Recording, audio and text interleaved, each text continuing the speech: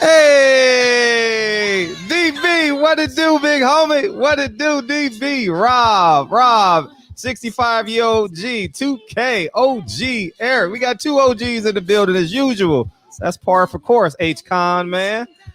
What it do, Josh Gar? Corey Lee boxing. It's ice season, baby. H Con, man. Hey, if you ever need to learn how to park a car, man, holla at Corey Lee, man. He got a 2-for-1 special going on, man. What up, Donald Simpson? Kel, man. What up, Phil? What up, MXE? What up, man? I wish I knew that number, dog. GYG, what it do, man? 1996, man. Was a freshman year, man. Man, no one was safe in 96, dog. Hey, sing this shit one time. So play with no rehearsal. I gotta turn this shit up for y'all, right? It ain't hitting hard enough. Games get played, can't take it personal. Cause the devil is a lie. Hey. I'm telling you the truth. Hey, hey. Boxing Collins Regiment. What up, Avery Black, man? DB, we in the son of a gun, man. We gonna get started real quick and real early. You know what I mean? You know what I mean? We could play this at the end of the song, man. If you we got a special guest in the building, man. Y'all know this is one of my favorite guys to interview. And we gonna rock out and have a great time, man. I appreciate everybody coming here early and often, man. 69, man. Put your girl to the side, man. Say, hold on. I need a 2-hour break. You know what I mean?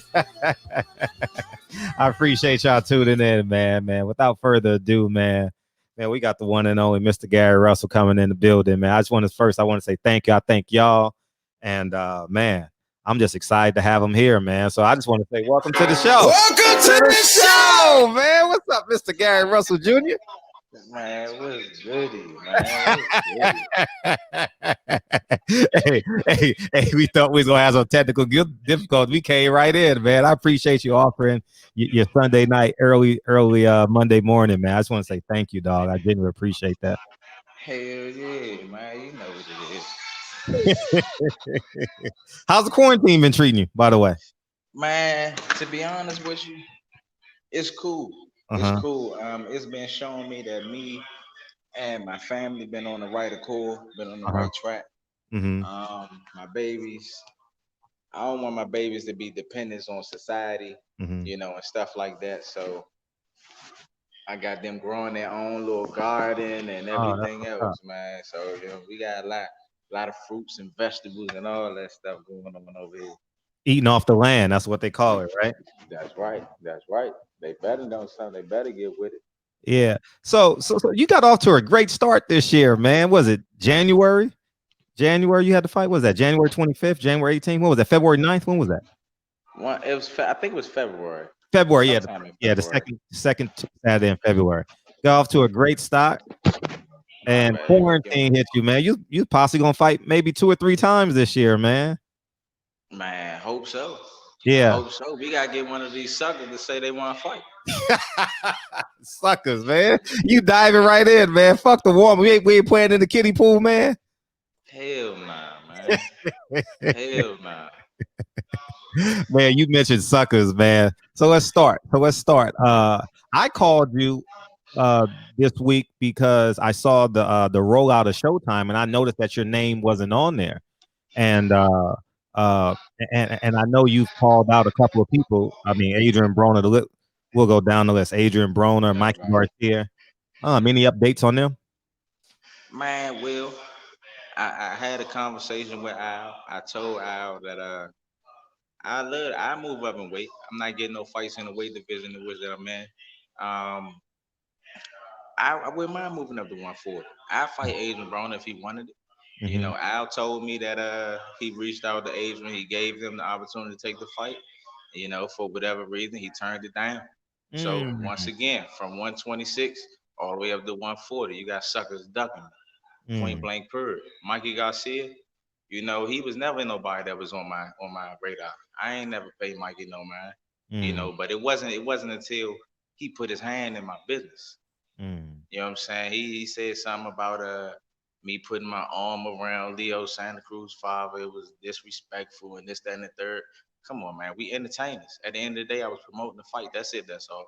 I wasn't trying to do anything harmful to his father.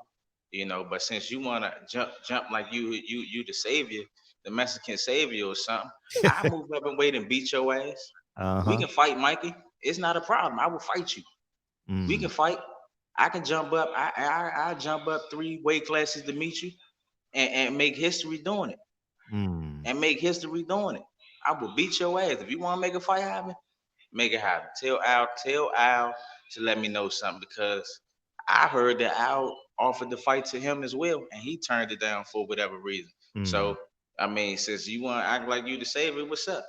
I matter of fact, matter of fact, if you really feel some type of way, I'm a real fighter. I meet you at 47. I meet you at 47. I will meet you at the weight division that you in. I'm a real fighter, man. I'm tired of these dudes, man. I'm tired of these dudes turning into suckers, man. This shit is crazy. The sport of boxing, we supposed to be brutal. We supposed to be gladiators. We supposed to be fighters. It's only a couple. It's only a couple guys out here that I probably say, you know what I'm saying, that I would say is real fighters. I like Earl. I think Earl a good fighter. Deontay Wilder, that's my man. He had a little setback, but nothing, man. Salute. Keep it pushing. You know what I'm saying? Lace your boots up a little tight and let's go get it. He a real dog. He a real dog. Half of these other dudes, these niggas suckers. They suckers. They don't want to fight me.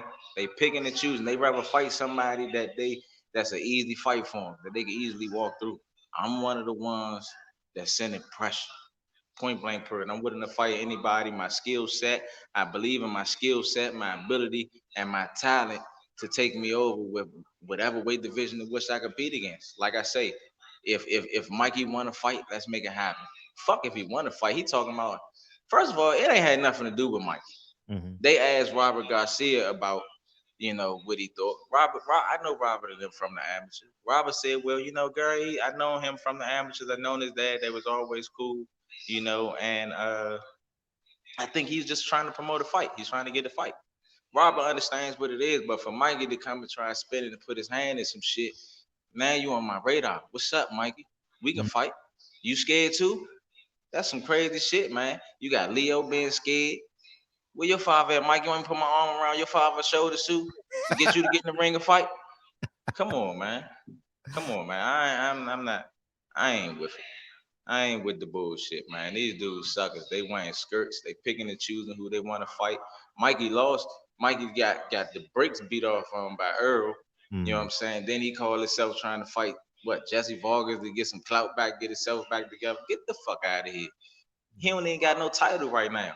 I got the belt at 126. I move up multiple weight classes. If that's the case, if I'm a little guy, it should be easy for you to knock me the fuck out, Mikey. What's up? What's up? Come on, man. And truth be told, Mikey Garcia probably could have fought you earlier in his career, if I'm not mistaken, right? Because he was down there too. Yeah, it's definitely possible. You know what I'm saying, that we could have fought earlier in our career.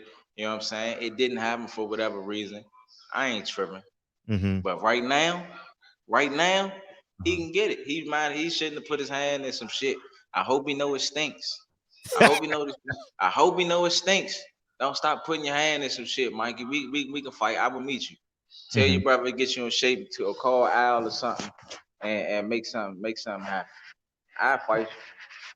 So literally, Al offered them to fight, and he said no. I mean, I don't know exactly what the conversation was between Al and them. I did tell Al that shit. I ain't getting no fights at 26. Everybody acting like they scared. Leo acting like he's scared. Tank acting like he's scared. You know what? I'm not even gonna say these dudes are acting. These motherfuckers scared. Leo scared. Tank scared.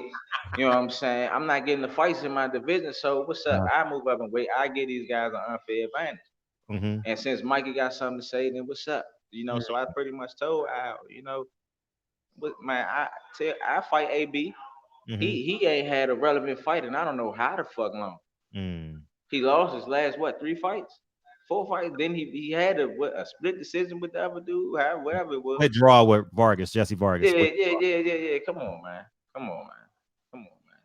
I mean, we can go down the list. Oscar Valdez. But now back to what I was about to say though. I'm not sure exactly what was said, but I did tell Al that I fight AB. I Mm-hmm. fight I fight Mikey since Mikey one got something to say. He Mm-hmm. told me that, he reached out to him and for whatever reason they declined, so we got we got people ducking me all the way up to 140 now, fellas. You know what I'm saying? Like I'm telling y'all need to pay attention. We got people ducking all the way up to 140. I'm a 126 pounder. Mm-hmm. Come on, man. They should easily be able to knock me out. Mm-hmm. I'm 126. You want me to shut up, put me in the ring, and come knock me out? You don't hear these motherfuckers talking that shit about me. Mm-hmm. Man, let's go down the list. You mentioned Tank Davis. I actually think that's a make sense fight. It sells out the first day. It's announced. You got Baltimore versus DC. Uh, what's your take on Tank Davis and making that fight? Man, that fight could have been made, man. Tank Mm-hmm. been ducking me for I don't know how long. And he matter of fact, since we was in the ambushes, he been trying like ducking out my bloodline and my pedigree for the longest. Cause when we was in the ambushes, he really ain't want to fight my little brother Antonio. Antonio. He ain't want to fight Antonio in the amateurs. Don't Mm, get it twisted, y'all. My bloodline been running this shit forever. When I say that bloodline of royalty, that shit is real. You know what mm, I'm saying? This is facts. This mm, is facts. He been ducking my little brother since he was in the amateurs. So now we pros. We older. mm, Shorty don't want nothing to do with me. That fight could have been been taking place. mm. All that shit. Oh, it won't sell. This that. The fight will sell out. Point blank. Period. The first day that the fight say the fight going on, it's gonna sell. He I about to agree. fight Leo's. He about to fight Leo Santa Cruz, which is some sucker shit for real, for real. They want to fight each other instead of fight me. I guarantee you, more people would tune in if a Javante Tank Davis was fighting a Mr. Gary Russell Jr. Mm, Or more people would tune in if a Leo Santa Cruz was fighting a Mr. Gary Russell Jr. Point blank per. You know what I'm saying? They don't want to. They don't. These guys don't want to fight, man. These dudes suckers, man. do y'all? It's crazy because the fans are getting bamboozled and they getting work. They getting work for what they paying for. They Mm, want to see the best fight the best. These guys consider themselves the best. How the fuck Tank gonna say he the king of 126, the king of 130, and the king of 135, but he ain't never motherfucker. He ain't fight me. How you gonna say you the king when you ain't fight everybody? I'm the longest reigning champ in the WBC in the sport of boxing right now today.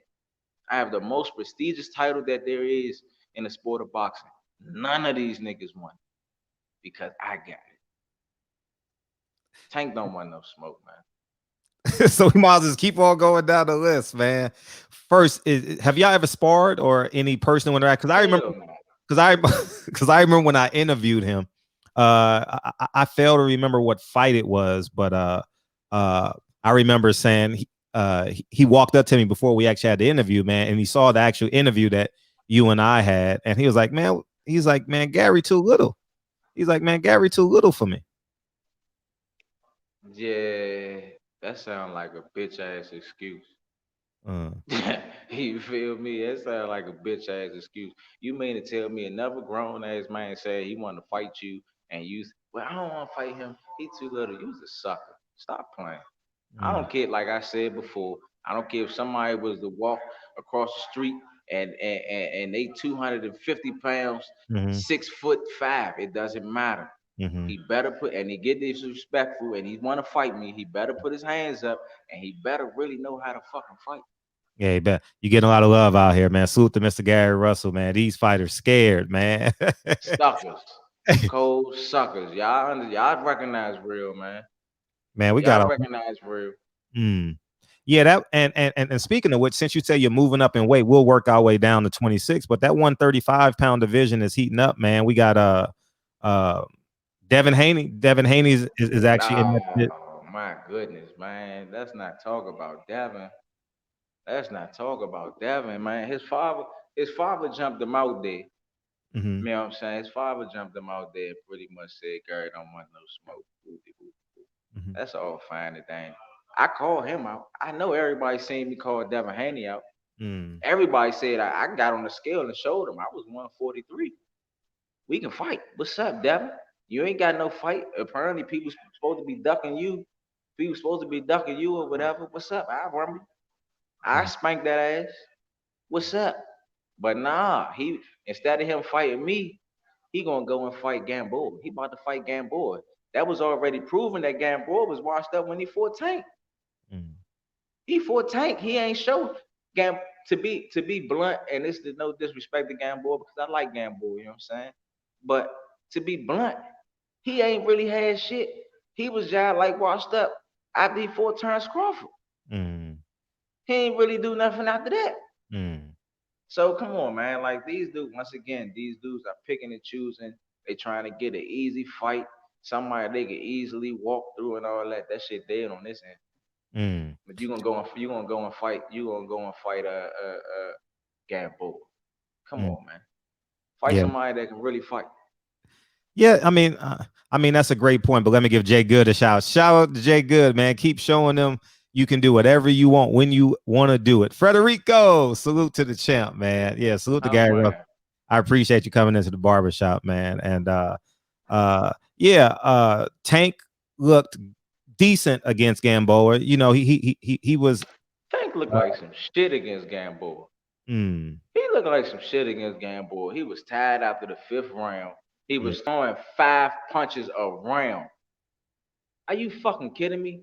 5 punches around. I do that. I throw about 15 in less than 2 seconds. mm, Get the fuck out of here, man. Like, come on, man. That's crazy. mm. And he's fighting Leo October 24th. So I mean, but let's get back to Devin. That's crazy. Has there been any interaction? I mean, it's been interaction. I mean, I talked to Bill Haney. I talked to his father. I mean, I reached out to his father personally just to let him know, man, Mm, what's up? We can do mm, business. We can do business. We can make a fight happen. Your younger don't got no fight. I fight him. Let's line this shit up. Make mm. something shake. If you really want some bump, you can get it. What's up? I mean, they did a whole lot of talking. He act like they wanted to do something, but clearly he's about to go and fight Gamboa. What I was can't the I can't respect it. I can't respect it. how did the conversations and or negotiations end there? Say that again. How did the conversations and or negotiations end? Was I mean because I talk to Bill maybe once every 2 weeks. So I'm just because I'll be honest. I actually said Bill. I said y'all need to fight each other. Keep that. Here's how I to put it. keep it 100 to keep it 100 with you, I Uh huh. like Bill. I Yeah, like Bill. I He do too. cool. I do too. I like Mhm, Bill. I like him. He cool. You know what I'm saying? He a cool dude, mhm, and he understands that his son is in the possibility, or he had a possibility to get in the ring and fight one of the best fighters in the world. mhm, If he would have lost, which was highly likely, you know what I'm saying? He's only what 21, 22 years old. He'll be able to bounce back from it. And on top of that, you lost to one of the best fighters in the world, mm, and you're gonna get paid for it. mm. So I don't know if it was Bill, Devin Haney, or anybody else in his corner to sway him away from this ass whooping that I was planning on giving him. But I mean, it is what it is. It is Yeah. what it is. I just want to point this shit out to the fans that nah, I'm sending pressure at everything smoking. Mm, Whoever y'all think's supposed to be the best and all that, I'm coming at everything. That shit crazy. And I'm pointing it out and I'm showing y'all, look, this motherfucker not trying to fight. He's a sucker. He's a sucker. He a bitch. He cool, but I would still beat his ass. I mean, it is what it is. Line him up. mm. Yeah, because I actually have conversations with all of them as best I can. Y'all need to fight each other. I've told Tank's Why not? team, I've told Haney's team. I'm like, keep the money in house because obviously, and I'll say it, the Latino fighters are not in the echelon, right? They're not like as good as the 135. And now I would consider you a part of that group now as well. Is that and they don't want to fight. They only it seems if we keep that money in house, we'll make them irrelevant to the point of they'll be begging to fight us. You understand what I'm saying? Nah, I completely get it. I completely get exactly what you're saying. I mean, but it is what it is. Like I say, I feel like the sport is getting watered down. It is. I feel like the sport getting watered down. We ain't had the Marvin Haglers back, you know what I'm saying, of the Mhm. sport. You know what I'm saying? We ain't had them real dogs, them Fact. real fighters back in the day. The Fact. Ray Robinsons that didn't give a fuck who they was about to fight. The Jack Johnsons who ain't care who they was gonna fight. They gonna Fact. get in the ring and they gonna put it all on the line. They gonna test Mhm. their self. They gonna believe in their skill set, their ability, and everything that they got. and they gonna put it on the line no matter who was across the ring from. Fact, I'm one of them fighters. That's fact. what a lot of these other fighters lack in this generation of boxing today, Mm. and it's making the sport weak. It's the best are not fighting the best, and that's the problem that a lot of fight fans have That's right. because people are using their hard-earned money to support you guys. You know what I mean? And when we consistently get a fighter versus level C fighter, a That's fighter right. versus level D fighter, it becomes disheartening a lot. You know Yeah, what I'm saying? I completely understand. Yeah. I Now, mean, it becomes a little frustrating, because this is the sport that I participate in, and I love what I do. mhm, It's like a secret fraternity or something like that. Man, that it's truly an honor to share the field of battle with some of these guys. But mhm. man, this shit is crazy. I don't want none of these motherfuckers on the field of battle with me. Yeah, Cause they fact, some suckers. They pick and choose who they want to fight. I need some real warriors that's gonna fight whoever, whenever, wherever, however. facts, facts. Yeah, they say you might have to club a lane some of these boys, man. Oh man, Drew Yeah, Knight says Gary sound like me when I press these saltines and super coons. real man. Uh-huh. Y'all here? Yeah, man. So I mean, we got a lot of people at 135. We got Teofimo Lopez. Uh, That's one. That's another one. have He y'all another one. sparred? Any of your brothers sparred? And Well, I obviously, never, I never worked with Shorty. mm-hmm, Uh, my little brother Antoine did though. mm-hmm. My How'd little that brother Antoine did. Man, come on, man. Our bloodline is serious, man. work? Mm, He spanked that ass. mm, You know what I'm saying? I mean, he did what he wanted to do with him. I mean, it was good work. I'm not going to downplay him. I actually like Lil Gordo. It was good work, but it's a you clear called him Little understanding. Gordo? That that I is mean, Dick. that's what I mean. Honest to keep it 100 with you, he was under me, so I never really Uh-huh. knew his name. I didn't know his name was really Tilifimo Mhm. Lopez until everything. We always called him as Gordo. Mm, We call him Gordo. But got Gordo was cool. But when he worked with my little brother, it was a understanding that it's levels to things. mm, You know what I'm saying? Shit, he at 35. I wouldn't mind fighting Shorty either. We can bump. We mm, can bump at 35.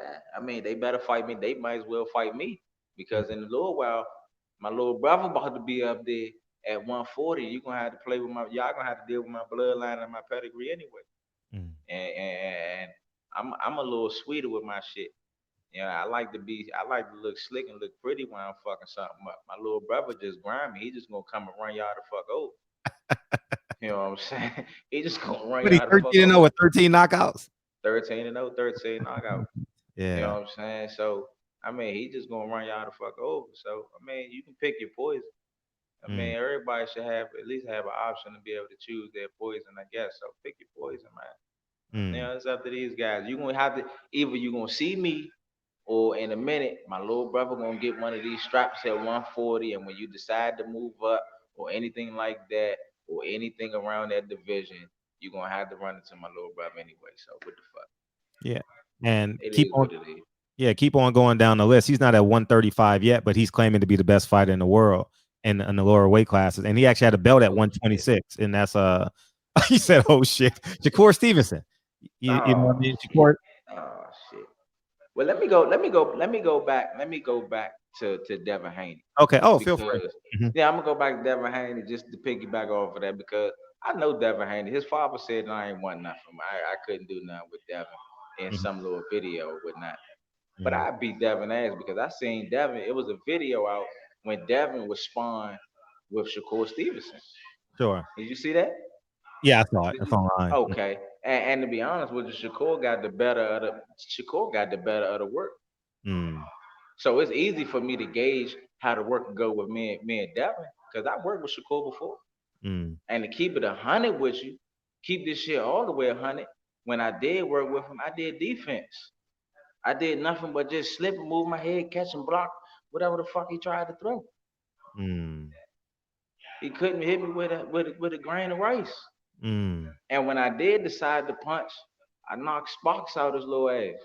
mm, You know what I'm saying? And if he real enough, He'll tell you that it's all factual information. I ain't one of these dudes that blow smoke just to blow smoke. He'll let you know that it's factual information. I like Shard. That's the reason why when he come down, he come and spar with my little brother. He come and spar with Antoine. Mm. You know what I'm saying? But I like Shorty. He'll keep it 100. I think he the only one that got the balls. They got the balls enough to really get in the ring. All these other dudes some suckers. Mm. But I think he the only one that got the heart to get in the ring. But even with that, I guarantee you, he know deep down in his own motherfucking heart, even though he'll probably fight me, he know he can't fuck with him. He know he can't fuck with him. Mm. He know he can't fuck me. He had the title. He had the title. He had the title at 26. Mm. I got the most prestigious title that there is in the sport of boxing. Mm. I had it for 5 years. Why is it that he tried to fight Josh Morrison? Why he keep calling out Josh Morrison? You don't hear him saying he want to fight Mr. Gary Russell motherfucking Jr. You don't hear him saying he want a unification match with me. You don't hear none of that. They And talk all that extra mouth shit, and even if they do mouth back, you ain't gonna see them strap up. You ain't seeing them getting them motherfucking square.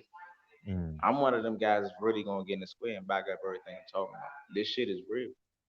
And obviously, if you go up to 147 to fight Mikey Garcia, you'll go up to 130 and fight Shakur Stevens because he relinquished his WBO belt.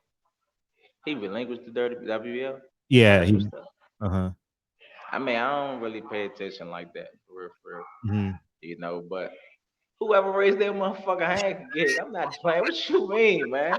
Hey, you'll fight such and such. Man, I gotta Whoever ask the raised it. question, man.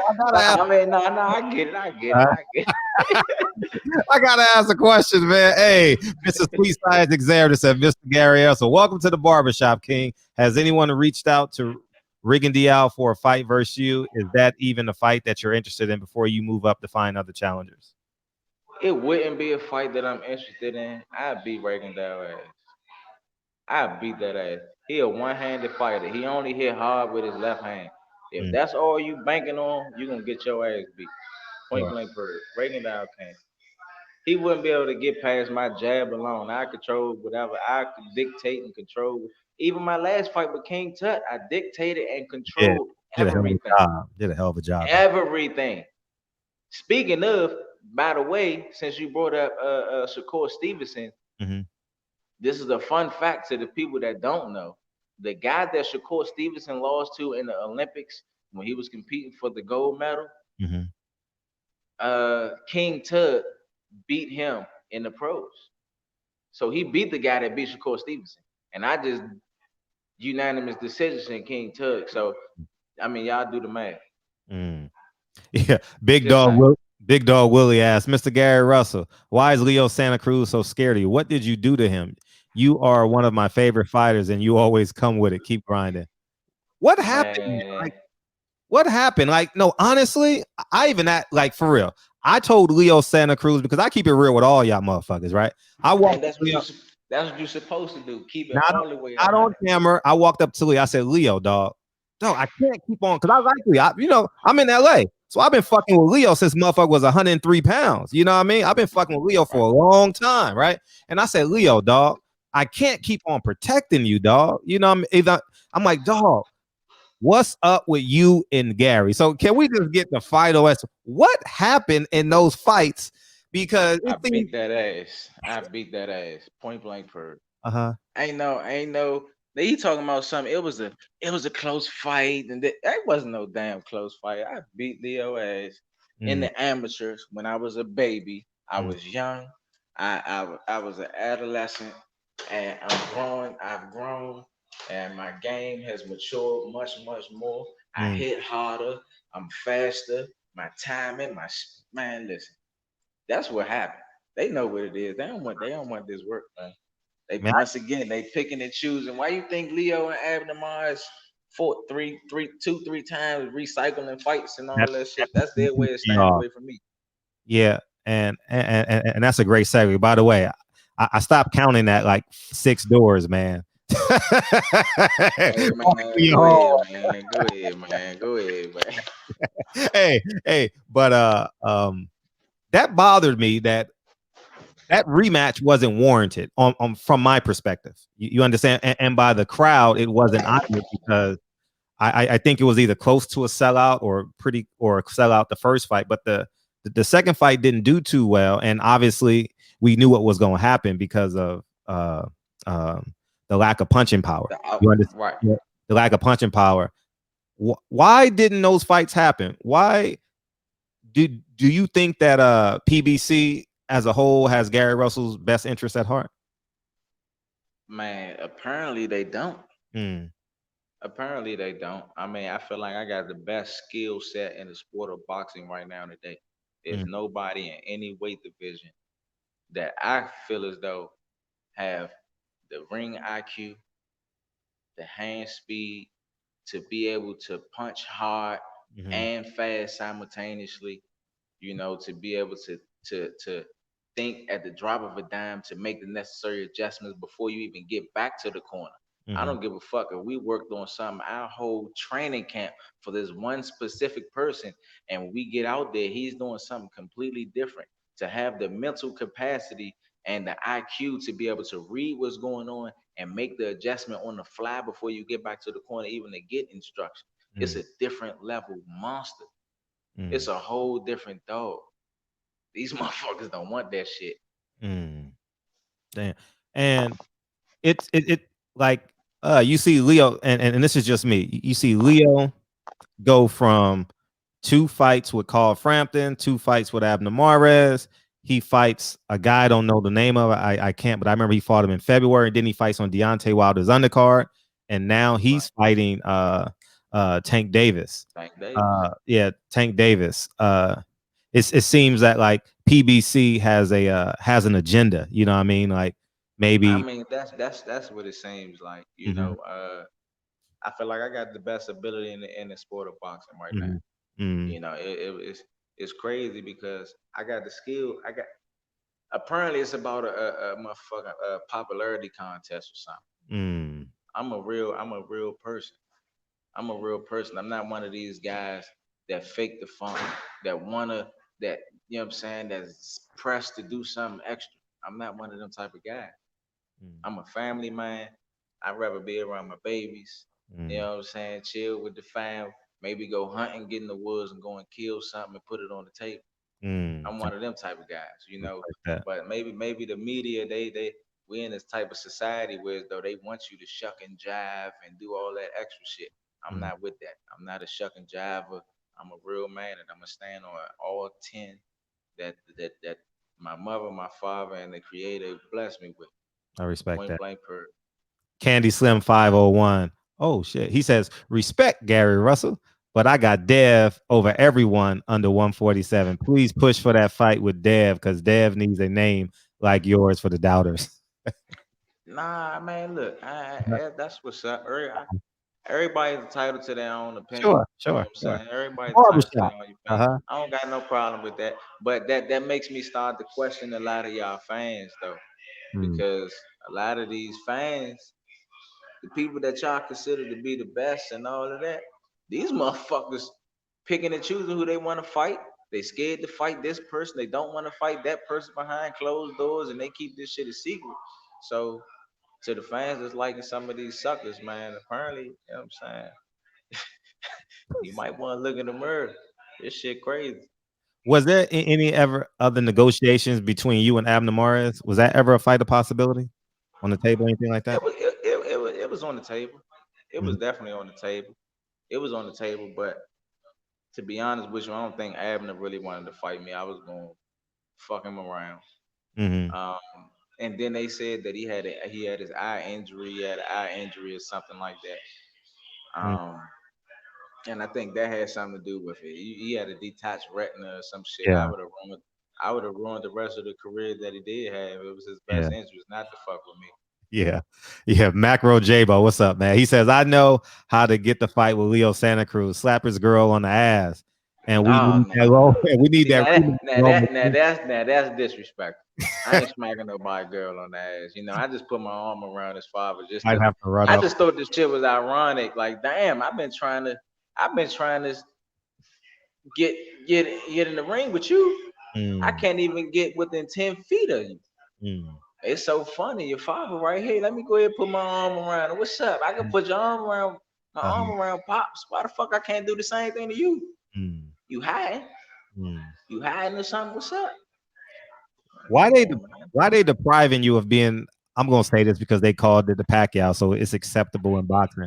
The Mexican killer. You know what I mean? Like Oscar Valdez hides They from it. called Leo me. They Sanderson. called me the. They called me the what? No, I said why are they depriving you from it? You know how they called Pacquiao like he beat up all the Oh, Latino fighters. Why are you being so deprived, man? Oscar Valdez, Leo Sanderson, well. Matt Juarez. First and foremost, I don't got nothing against the Latinos and the I know you Mexicans. don't. Hey, look, them my motherfucking cousins. You know what I'm saying? They my motherfucking cousins. But shit, they they they must be distant cousins because these motherfuckers acting like they scared. Mm-hmm. And if they come from my blood all the way, they gonna fight. So Mm, I don't know, man. Oscar Valdez, he was in my weight division. I got the most prestigious title that there is. Once again, mm-hmm. why is it that he don't want to fight? Mm, You hear them talk about fighting everybody else. You never hear them say they want to fight me. mm. You never hear them say they want to fight me. These niggas scared. Now let's talk about resumes for a bit. Uh, since we just got off of it, since it's most fresh, Devin Haney. What's your idea of his resume? And we'll go down the Man, list. Tiafimo and all those. man, I don't think Devin Haney ain't fought nobody. Devin Haney ain't fought nobody. He ain't fight nobody that was fucking relevant. Mm, Who he fought? He ain't fighting no. You see somebody just tuned in, and what did they say? He needs a name on his resume, somebody, because the fans know he ain't fight. He ain't fought nobody. That's it. Like these dudes don't got no resumes. They this shit crazy, man. The sport of boxing turned into the circus, man. This shit turned into a circus, man. Tank Davis resume. Tank don't got nobody on his resume. Who could you give him? He beat Pedraza. Uh, Man, I like he beat. Pedraza. He beat. I like I like Pedraza as a person. Mm, I like Pedraza. Let me say that. I like Pedraza as a person. mhm, But realistically, Pedraza isn't an A class fighter. mhm. He really isn't a B class fighter. Right. Right. You know what I'm saying? Like, what the fuck? Gamboa, when he fought Gamboa was Gamboa 38 years old. Yeah. And he had and he tore his ACL Mm. in the fight in the second round. Yep. In the second round. So he fought. You got this older man with a torn ACL, and he fought you 10 rounds. That shit is crazy. I wish somebody would get in the motherfucking ring with me and that shit, bro. Fuck that. That's their ass. Ain't nothing they gonna be able to do to stop it. Ain't nothing they gonna be able to do to stop Uh-huh. it. Just close your eyes. This shit'll all be over with soon. Has there been any negotiations between like Josh Warrington, Scott Quigg? None of them want to fight me. I'm glad you mentioned their names. Uh, Josh Warrington don't want to fight me.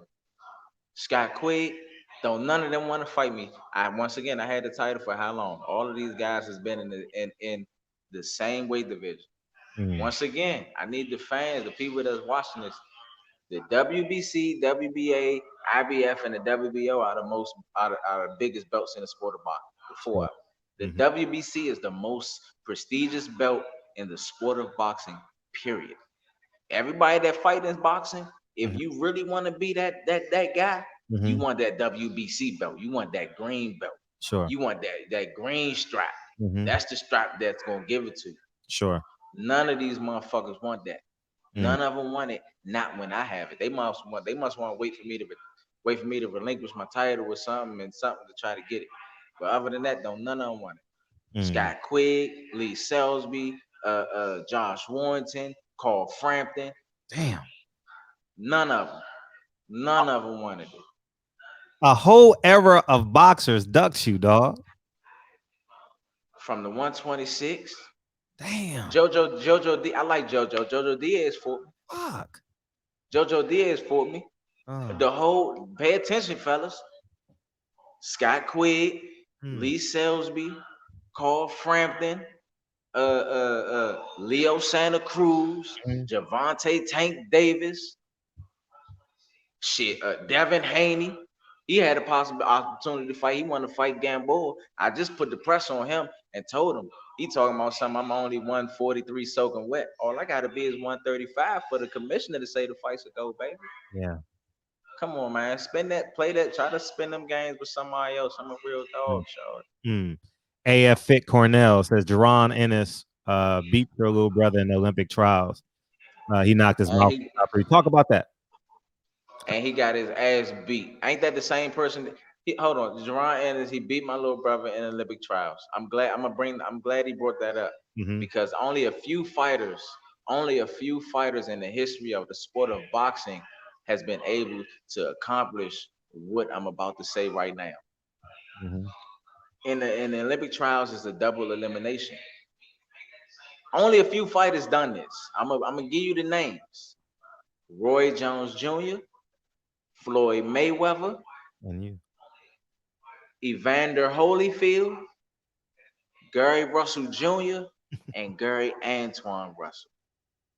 That's a nice ass motherfucker list of names to be mentioned in. Now, Mm. what that means is all of these fighters, they lost their first fight in the Olympic trials, and they had to fight they had to win 6 consecutive fights back to back to back, and then beat the guy that they lost to twice in Mm. order to make the Olympic team. So yeah, he beat my little brother. My little brother beat his ass twice after that. Gary should. Eric Jigger said Gary should be in at least 4 great fights a year. Salute, champ. And we got the Sweet Science Examiner coming back. Champ, you're the longest reigning champion in boxing today. How fair has your experience? How fair has your experience been dealing with the WBC as a sanctioning body over the years, King? I don't think it's been fair. Mm. I personally don't think it's been fair, and one of the reasons why is because I ain't gonna say not too long ago, a couple months back, I don't know how many months it's been, but not too long ago, they actually, before Leo moved up, the WBC had made Leo the mandatory challenger for me to compete against. Mm. He was my man. They made me and Leo the mandatory. So we was actually technically within the sanctioning bodies, the way that it was matched up, we were supposed to be the next guys to compete, but something mysteriously happened, and it never happened. It never materialized in anything. So I don't think that was fair. Mm. I don't think that was fair at all. I mean, unless Leo just said, "Well, I don't want to fight him or something." I don't know. I don't know how that works. But yeah. We But answered this Mauricio cool though. already. Hmm. Why did Leo? He called him Leo a fraud. Say it again. He called Leo a fraud. We answered the question. You got to go back to the beginning of the show, the goalkeeper. Uh, we answered that already. What They order? call Leo. They call Leo a fraud. Yeah, they I call. mean, my thing is this: when they said I was disrespectful by putting my arm around his dad, which I didn't mean his father any harm at all. I Mm, just wanted to I wanted to get a raise out of Leo. I mm, wanted to see some type of fighter emotion. Show me something. The fuck. You know what mm, I'm saying? Why is it that your fans are acting more like fighters than the real fighter? mm, That shit don't make sense. Y'all need to start paying attention to who y'all supporting and looking up to, man. That shit crazy. mm. Now, getting back to the WBC, the WBO is actually being taken to court by Austin Austin Trout, Trout. Austin Trout. by Austin Austin Trout, Trout. That's and right. Good and man. and similar things happen with you, but on the other side, that being the champion is that they they moved Leo or Leo fell back. Did you ever ask the WBC any questions like why didn't this Leo Santa Cruz fight materialize? Nah, I never asked him the question. It got to a point where as though I got tired of picking. It ain't no fun picking on somebody that don't want to fight back. Mhm. Yeah. To be honest with you. Mhm. When I seen it was so much running around back and forth, all that shit ain't necessary. If you really try and get Boogie, meet me right here, and it's going down. Mhm. I'ma be there. They Fact- never show the fuck up. Facts. So after a while, it's just nah. It's a waste of time and energy. Macro Jabo back again said you should crash the ESPN and set pull up Loma's tip out of Max Kellerman's mouth to get the fight. You champ of the world. What's worse they can do? Hell yeah. Uh-huh. And Lomachenko got a gift, man. He fought me. He fought me at the weakest, at the worst stages that I could possibly be in at the time of fight. Mm-hmm. You know, I lost. I lost. I had to lose weight on the scale. We had a fucked up scale in our camp. You know, and I had to lose about 5 pounds in a sauna. Yeah. I mean, shit. I had to lose 5 pounds. It was so crazy that my sense of distance and range was off in the fight. Mm. You know what I'm saying? Mm-hmm. And even with that, I gave him the toughest fight that he had in his career, other than the fight when when he lost to Salido, because Mm. motherfuckers act like he didn't get that ass beat by Salido. Sure. You know Sure. what I'm saying? Other than when he fought Salido, you know what Yeah. I'm saying? It was a knockdown in the fight. I set him on his ass when I ain't had not no energy, no speed, no power, no nothing. And it was a knockdown in the fight that wasn't called. The fight was a draw at its best. Yeah. The fight was if you get that The knockdown, the fight fight. was a draw at its best. Mm-hmm. You know what I'm saying? And to be honest with you, I ain't one of these guys that make excuses. It is what it is. Ever since then, I've been running everything the fuck over. They've Mm. been getting their ass beat, or they in there for a long night. Yeah. Point blank period. I even said, but let me get Bubba C. Why not call out Shakur like you call Leo? They both had belts at 26. Shakur don't want to fight me. I just said that. Shakur don't want to fight me. He got the belt. He had 30 now. He gave his belt up. He moved up to 30. When he Mm. was at 26, when there was a mention about me fighting Shakur, what'd he say? Oh, Gary, that's my brother. You know, we don't want. Eh. Uh-huh. Come on, Shaw. Uh-huh. And That's like my brother Shakur. I mean, don't get it twisted. It ain't nothing personal. Shorty cool. Like I say, I think he the only one that might have the nuts to get in the ring and fight me. mm, But I know, I guarantee you, I know it's nothing. Everything in me, I know it. I know deep down inside, even if he was to fight me, he know he can't fuck with me. mm, mm. You know what I'm saying? So it is what it is. What's your take on people say since they won't fight you, why don't you just fight like C and D level fighters just to stay active? Come on, man. That shit crazy. See, once again, these fans, man, y'all don't the sport is already getting watered down enough, man. Y'all Mm-hmm. don't add on to this shit. Don't add on to the watered down this, man.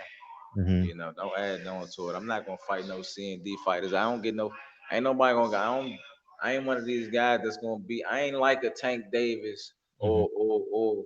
or these other guys, a Leo Santa Cruz or Devin Haney, who's gonna fight a Gamboa who's already over the edge. I ain't one of these. I ain't like these guys that's gonna pick on somebody that I know I'm gonna beat up. Sure, sure. I want to test. I want to test myself. I Mm-hmm. get up. I get up for the competition.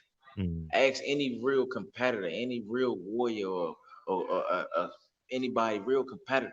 They get up for the competition. When you got fighters, when you got somebody that you know ain't that good, you be bullshitting. I probably be getting me some cheeks. You know what I'm saying? Getting some cheeks and all that. You know what I'm saying? You don't get up for that. Mm-hmm. I love what I do, but let's be realistic about it. You know what I'm saying? I need something that's gonna keep me up. Mm. Give me somebody that's worth my motherfucking while. Give me all these dudes who everybody think is something, but they real life suckers for real. Mm-hmm. Yeah, just to add to the Loma thing, because I've had this conversation a few times. When people say, "Oh, Loma is this, Loma is great," and and and I'm thinking on the American side, you your skill set is I'm just gonna say on par because you got the L against Loma, but at least on par with Lomas. And do you think like that's like a do you take flight to that at all? Do I what? Take flight to that because your skill set is Man, fuck that. I'm better than Lomachenko. Lomachenko. If we was to fight 100 times, I would beat his ass 99. mm, Point blank period. I guarantee. If Lomachenko wouldn't want to motherfucker fight me, mm. I guarantee you Lomachenko won't fight me. Where the fuck Lomachenko at? Where the fuck he at? What's up, Loma? Call motherfucker Al Uh-huh. or whatever. I don't care about the crossing. this we on different sides of the fences and all that shit. Mhm. We can meet in the middle. We don't gotta be on different sides of the fence. Mm. We can be on different. If Lomachenko want to fight, man, fuck. If he want to fight, I don't care if he lose his Mm. next 5 or 6 fights. That's a fight I want anyway. Mm. That's a fight I want anyway. Mm. He fought me at the low. Lomachenko is who I can't take away what Lomachenko did in the amateurs, but Mhm. no one knew who the fuck Lomachenko was in the professionals until he fought Mr. Gary Russell Jr. Point blank period. He lost to fucking Salido. Mm. Like, let's get back. He lost to Salido. Yeah, you lost to a journeyman. Lomachenko don't bring what the fuck I bring into the ring. Mm. He don't bring the speed, the punching ability, and all that. He want to fake move around and do all that other shit. Get the fuck out of here. Mm. What's up, Loma? I'm back on your ass. I'm back on your ass. What's up? Hey, don't. Tell Bob and all them, man. Y'all really want to make some money, come holler at him. But to keep it 100 with you, Uh-huh. they probably try to keep him as far as fuck as possible away from you because they know I'm on his ass. Mm. Fact. Yeah, we gonna open up the phone line. Don't forget to smash the like button and hit the subscribe button. Reggie Owen says these fans and fighters are why we're getting hyped. Why we're getting hyped for Tyson versus Roy Jones Jr. Boxing is supposed to be bigger than the NFL, the NBA, but the top cats don't fight.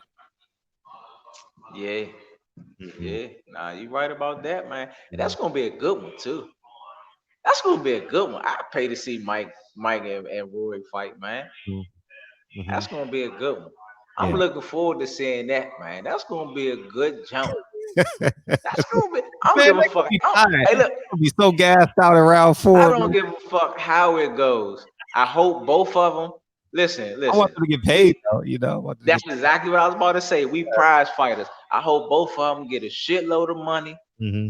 You know what I'm saying? And give the fans what they Mm-hmm. pay to see. At least you got 2 fighters that's willing to put it on the line and fucking fight. I Fact. can respect that shit. Fact. I can respect that. Okay. A1.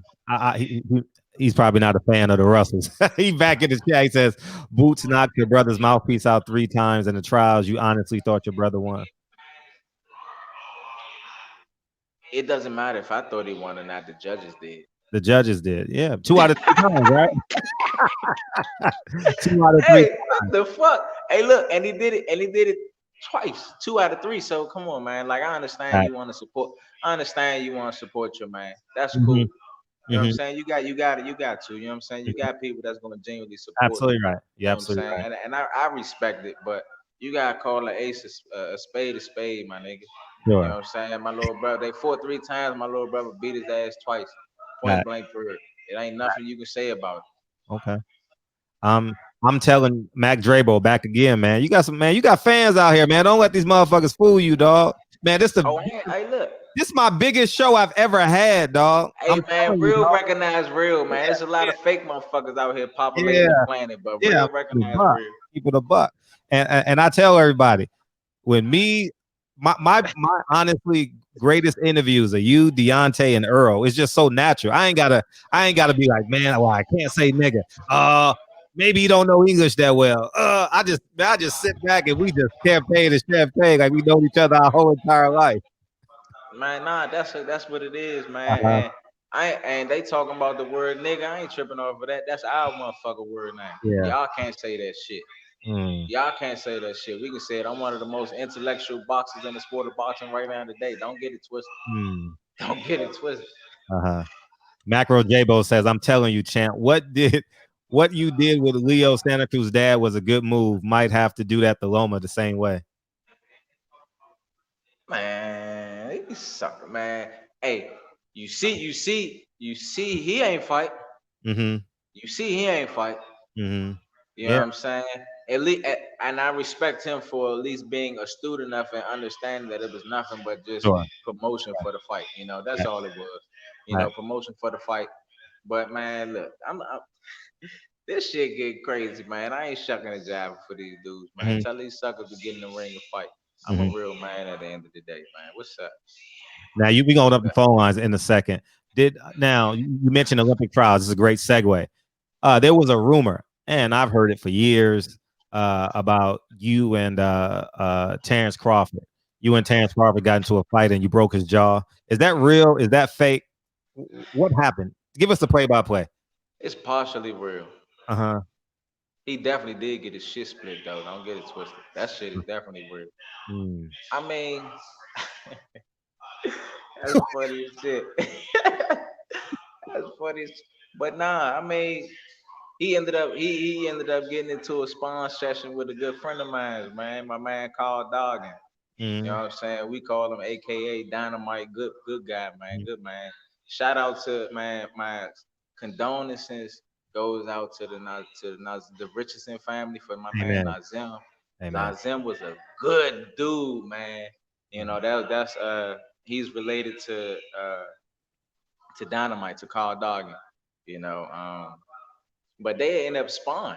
You know, Dynamite was Carl Dawkins was a hell of a fighter. He was the guy that was really supposed to make that 2008 Olympic team. He was supposed to be an Olympian. I don't know what had happened, and he ended up losing to Javier Molina.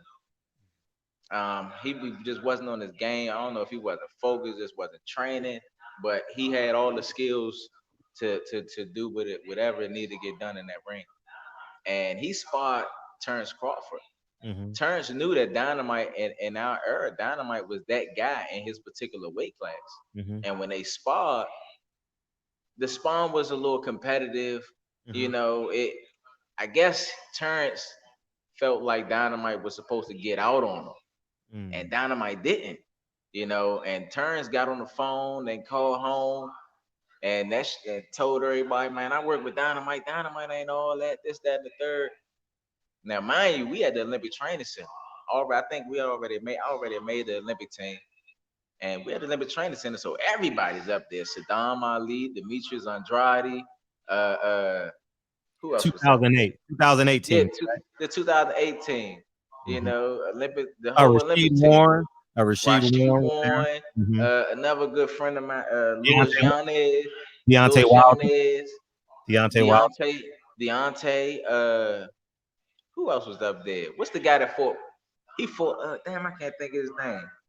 Ali, Saddam Ali, Tom Ali. Saddam Ali. You know what I'm saying? They was all up there. We on the Olympic team. So Mm-hmm. anyway, Terrence got on the phone and called home and was like, "Yeah, I just sparred Dynamite." I guess he was excited and Mm-hmm. told everybody, "Man, I worked with him, man. The work wasn't all of that, man." And that shit went around the world and came back to the Olympic Training Center in like 30 minutes. Mm. I ain't gonna lie. And Dynamite got wind of it. Dynamite heard about it. And he came to me. He was like, damn, G. He was like, man, you know, Terrence, he called home and was telling people, man, he just like got at me in spawn. He was like, bro, I've been bullshitting, man. I've been out here, man, playing around, you know what I'm saying? Doing me, fucking with the females, you know what I'm saying? Just doing me. I ain't, he was like, but next time we spar, I'm gonna get in his ass. Mm. You know, so it was so funny because next day they sparred.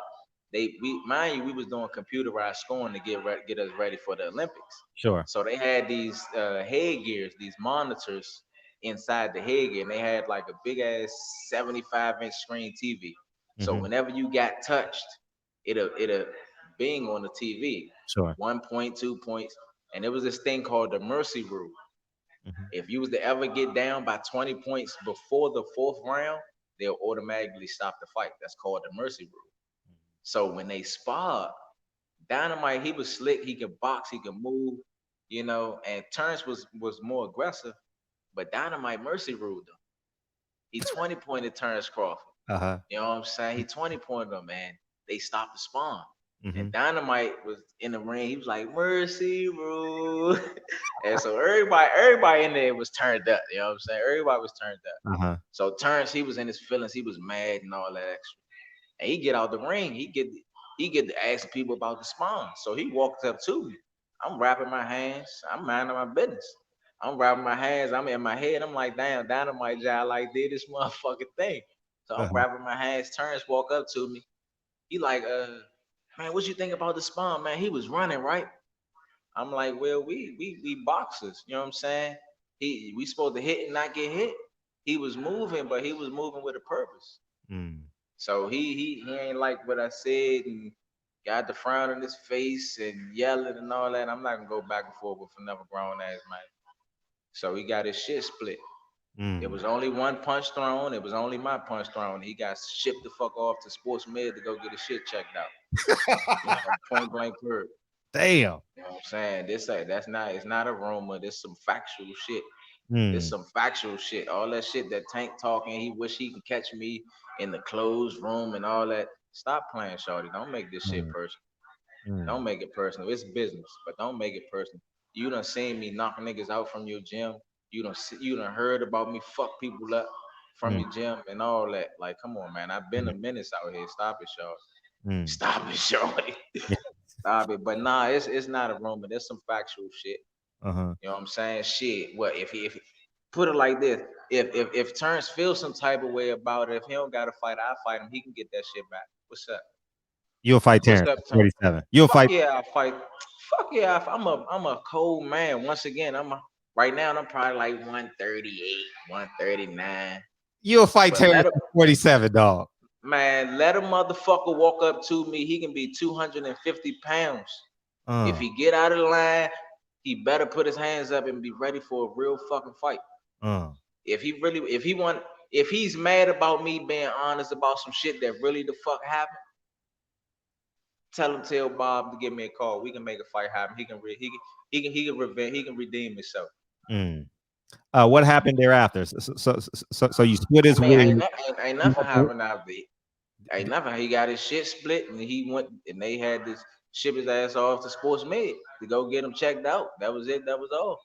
And that was end of his Olympic trials. I mean, I think Terrence didn't make the Olympic team. I think Yeah. he was coming. He ain't make the Olympic team. I think he was.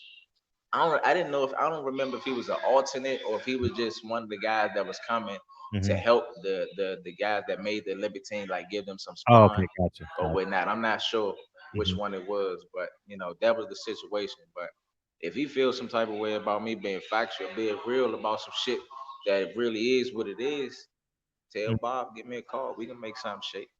I'm just gonna be clear. I know it sounds repetitive, but you would move up to 147 to fight what many people say as the pound for pound best fighter in the world. Half of these people don't know what the fuck they talking about, and the brain is very easily to manipulate, and Mm-hmm. the media is very good at manipulating motherfuckers and making people think what they want to think. Mm. You know, I would fight Terrence at 47. Like they can make a bum off the street a superstar if they really wanted to. They Mm. could do that shit in 48 hours if they really wanted to. Give them 72 hours, they'll make a bum off the street a Mm. superstar if they really wanted to, and they promoted it and marketed it the right way. He's just been promoted it and marketed in a certain type of way. That's it. That's all. He never fought anybody motherfucking relevant. Since you want to bring it up, who the fuck has Oh Terrence shit. fought? I Since mean, you want to bring it up, who the fuck has he fought that was relevant? Terrence ain't fight nobody relevant. That's real credible. mm. And everybody who he fight, he get hit. He get hit easy. I'm Mm. gonna touch you if I fight him. He got buzzed up. He got buzzed up by The Green Machine. who the fuck is the Green Machine? Who's The the Green Machine? guy he just fought, dog. The guy he just fought in December. Damn, he got his ass. He got buzzed up by him too. Oh yeah, nah. I was talking Got, about Gamboa. I oh, was talking, Gamboa. Oh, Gamboa.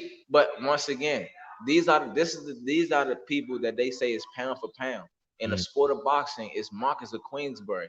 It means to hit and not I get get hit, it. Mm. not get hit. He's always getting fucking hit Mm. in any fight. I don't give a fuck if he fight a bum. He's getting hit.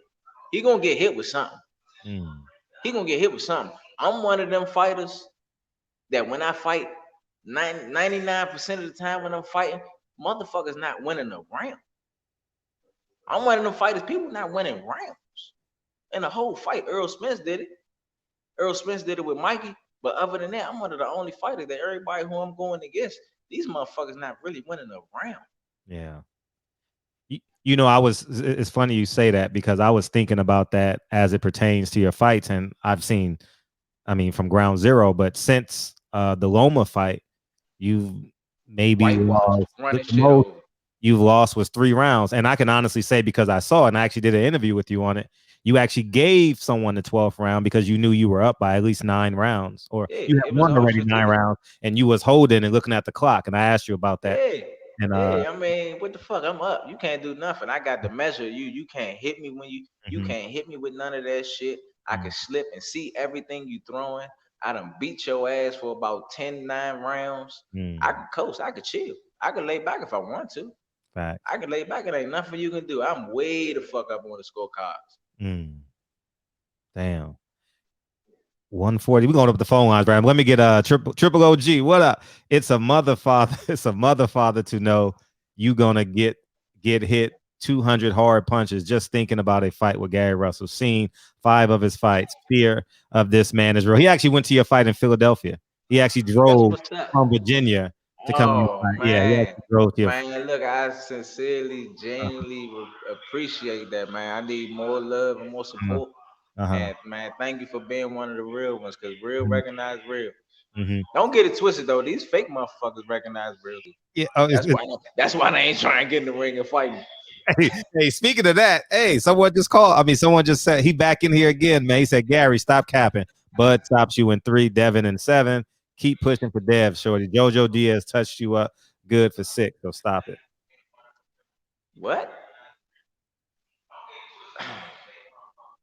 People just say anything out there mouth these days. Uh-huh. His that their most his most probably biggest fight was thinking of something creative to mash the buttons on his phone. You know what I'm saying? Like I ain't even paying that no mind, man. It is what it is. You funny dog. The phone lines It are is open, what dog, it so is. feel free to call in, man. But I mean, that would be history from 26 to 47. That would I've never seen that before. And guess what? I'm one of the fighters that really got the skill set and the ability to be able to do it and make Mm, the shit look good at doing it too. mm, mm. What order would you want them in? And Mikey It Garcia, would Adrian it Broner. wouldn't even fucking matter. Hmm. It don't even matter. Whoever the fuck raised their hand first. Hey, what's up? 305. What's up? Too blessed to be stressed and highly favored. What's good, family? Hey, what's up? Now, I want to talk to my man, D Champ. Gary, what's good, family? What's up, big homes? How you feeling, man? Too blessed to be stressed. And I'm man. and I like how you keep it real. And you are a realist, right? That's right. Okay. You remember a few uh, questions ago? I don't think it was a question. I think he called himself was checking you. And when he said that the guy beat up your brother or whatever, and you said you quickly checked him and said, "Look, the scorecard said that my brother won. You could say that he tried to wrestle with you about it. So the fact remains that your brother won on the scorecards, right? Hell yeah. Yeah, you want me to beam you in? You want me? Okay. Nah, my brother. Oh well. Hold on. Hold on. Right? Yeah, nah. See, my little brother. My little brother. He Whoa. he clearly You hear won me? both. Yeah, we I can hear you. He clearly won both fights. Right. My little Okay. brother clearly won both fights. Now that I'm glad you're really if because that's what your and if I'm, that's what go ahead. nah I'm if that's what your question was, if whether I thought my younger brother won or not, then No. yeah, No, I get I'm what you're saying. I'm finna go somewhere. That's why I'm setting it up to go somewhere, right? And stick with me now, cause I'm one of your fans, brother. So not a groupie, but a fan. You know what I'm saying? But at the same Nah, time, I completely understand. I understand. right? Listen, now, far as the industry goes or whatever, they got Terence Crawford as pound for pound #1 in the world. Is that a fact? Honestly, I don't know. I do know that they had him. I knew he was one of the pound for pound fighters, but I ain't paid attention to the pound for pound list because my name ain't on it. I don't know why the fuck not. So I ain't paid Listen, attention. I'm finna go somewhere with it. They got him as #1. Mhm.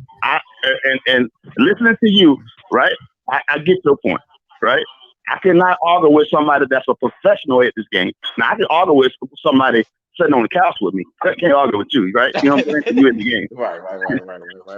But where I'm going, from what I understand and from what I've been seeing, Terence Crawford pound for pound number one, and I feel from watching you, I've been watching you for a long time, bro. I feel that if Terence Crawford get bumped off, you should be the next one, pound for pound, long. Okay. I'm talking Let about me let me ask bro, you this. Let me the let me ask longest you this. reigning champion. And if they want, and I want to ask you something. Nigga, hurry up.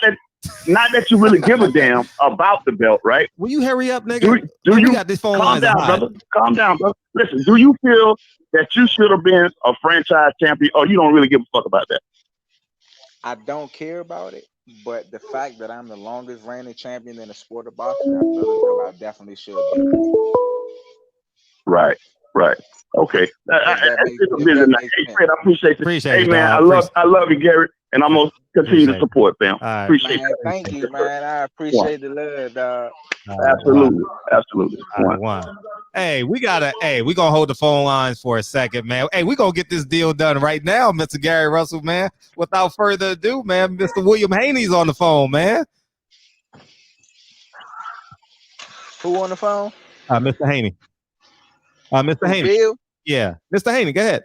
Bill? TH the Great, man. TH the Great. Man, what's up? What's up, Slim? What's that, King? What's up, Slim? Hey, look, you know me, keeping it all the way, motherfucker. G and 100. Okay, all right, man. I'm watching it. I keep it 100. So I hate you saying something about Dale doing some motherfucking ducking. Now you know that we don't do none of that kind of shit around here at all. Look, you got to explain this shit to the fans, because from the outside looking in, all they see is me saying, "What's up, Devin? Let's make this shit happen." And now he going to go and fight somebody else. So I'm glad you called in so you can clear it up and let everybody know what the fuck is really going on. Let me let the fans know 100% from BA from Dev's Pop that we definitely are talking about making the fight happen. We talked about making the fight happen, but you got to keep it real, G. Is you got to let them know that you want more money than you've ever made in your life for any other fight. No. I said that if Devin was to fight me, he will make the most money that he's ever made. Let me ask you this though, since Devin is the 135 and A side, will you take what you took for the last fight that you just got paid, and we can wrap this shit up and make it happen, so we ain't got to be talking about no overpricing and no other kind of shit. I mean, how bad do you want to just get in there and get Dev and get that 135-pound title? Can we really make this shit happen? What I took for my last fight? Do you know what my purse was for my last fight? Because I don't know. Realistically speaking, this shit ain't business that should be passed out there to the masses. I'm a private motherfucker when it comes to my business, but when it comes to that, what I'm saying, see, you know you can get it though. I'm saying this though. We got the money on this side, but you can't price yourself out, my nigga. Now. Oh nah, ain't. Hey, Bill. Hey, Bill. Huh? Hey, Bill. Yeah. I understand that you want to save face for yourself and your son. I get it. And you want to keep it real for the fans. We prize fighters. We in this shit to make money. If we fight, I don't give a fuck if they play fair. If they play fair, we gonna get our just due anyway. Make the motherfucker fight happen. I'm not cashing myself out. Ain't nobody pricing nobody stuff. I'm not pricing myself out. Don't make it seem like oh Gary ain't the fight ain't happening because he asking for too much money. That's not the case. I mean, if you gave whatever, because if you that's not the case, Bill. But the case is realistically speaking, with the case, can you hear me? Yeah, I can yes, hear you, sir. What the case is, realistically speaking, the management that's with Shorty probably don't want that motherfucker fight to take place because I'm not signed to a motherfucker Eddie Hearns. And if he does fight, and if I was to fight your son, so we don't got to listen. I'm saying this. I got on here to speak on the behalf of Devin because we run our own business. I reached out to you personally to make this fight happen. You know what I'm saying? So why didn't the fight happen then?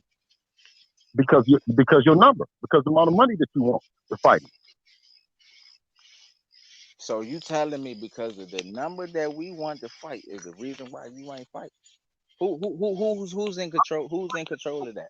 Listen. Okay, listen. I'm in control of it. We in control of BHP, man. This is you know what I mean? A family owned and run business. So we run our business. That's why I'm on the phone talking to you and making sure that we let the people know what the real business is behind the scenes is. Me and you, as in your family and my family, got to get somebody to put the money up. The people that you got that's been behind you is not willing to pay Devin what it is to get him in the ring. So I reached out to you and said, Okay, so that's what the story is. So the people that's behind me isn't willing to give the money to pay Devin. So are you telling me that Eddie reached out to motherfucking Al and they saying, look, girl, and them saying they trying to get the fight happen, because I ain't heard nothing about no fight with you and with me and Devin other than me and you talking. Let me say something, Slim. Out of the 24 opponents Devin got, I picked all 24. You the number 25. Oh. We picked you, not no Eddie Hearn. Eddie Hearn don't got nothing to do with this. We run our business, man. Cool beans, you talking real aggressive, like you talking real aggressive, like you feel some type of way. If you feel some type of way, man, we can definitely make something shake. Tell him line his little ass up. We can bump. He about to fight motherfucking Gamboa. Well, if that was the case, you got my number just like I got yours, and I called you, and you called me. You know what I'm saying? And I call you. No, listen to me. If that was the case, you was popping slick. You was popping slick over the line. You got my number, and I got yours. I talk the same way that I talk to any man. I'm a man just like you. Didn't you just say you're a man? You're a man.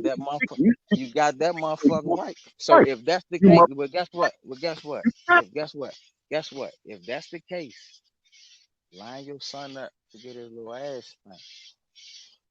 Line him up, man. Let's make it shake. Let's make it shake. Talk to business for one. Talk to business for one, man. For real. I've reached out to you and said, let me see, can we make this shit happen? I don't even know what you're talking about, somebody ducking. You know what I'm saying? I'm the one that called you. Nah, listen. Don't get it twisted. Don't get it. Hey, Bill. Bill. Never said nothing bad about you. 100. What you mean? I kept it 100 with you too, Slim. No, we ain't said you wasn't no lame or no dump. You talking about that we duck. Well, nigga, what way do we duck? I didn't put I'm the one that put you. I said, Eddie. I told you, I said, Eddie, let's make this shit happen. The first time I put you with Eddie, to talk to Eddie. I ain't never had no problem with you talking to him, but you saying that us as the Russell family and the Haney family, that we're not trying to get a network to put up a bunch of money for you gentlemen to get in the ring, bro? Come on, G. You listening too hard, my nigga. Did you not hear I said you listening too hard, my nigga? I told you. Oh, I just right back in here. I already told you. Let me set my shit back up. Oh, this is a good conversation right here. Hey, let me get this super chat in, man. Yeah. Hold on. Don't get my man. Don't get Bill off yet. Okay, no, he's not off. He's still here. Let me get the super chat. Champ, but still going to check on Tyre. Okay, y'all talk. I ain't going nowhere. No, I'm right here, man. No, go ahead. Y'all shoot. If y'all super chat, I'm just gonna put it on the screen because we ain't fucking up this conversation. So y'all go. Hell yeah. Now listen. Listen. The Russell family, I always send respect to them guys. Them guys are thoroughbred guys. That's right. We said if we can make something happen with these guys and with these networks to put the money up. But when I get on here and I hear G Captain talking about somebody ducking, I don't know if he was doing it, if you're doing it for hype. Don't say capping. It seemed like a duck from the. Listen, it seemed like a motherfucking duck when we had the conversation. Now listen, let me talk. I let you talk. I'm about to be quiet and let you talk because I'm not gonna go back and forth with you.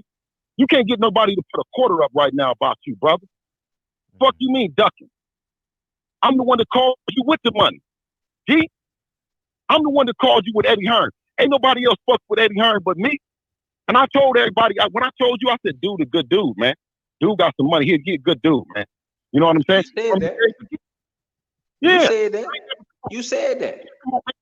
Listen, that's what I'm saying is, And then that's when I seen, so we letting the people know when I seen that it was some funny shit going on, or that it appeared to be some funny shit going on with you and your crib. As a real nigga, I reached out to you and I said, dog, you might, if you want to, I ain't hoarding Eddie. You know what I'm saying? I said, he doing right by us. As a real nigga, you know what I'm saying? This is what the play is. If you want to talk to him, you can talk to him. This is when you know what I'm saying? Devin ain't even a world champion yet. You know what I'm saying?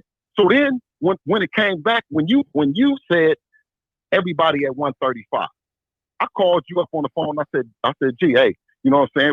What you want to do? Or how can we make this shit happen? And what did I say? I said, fight.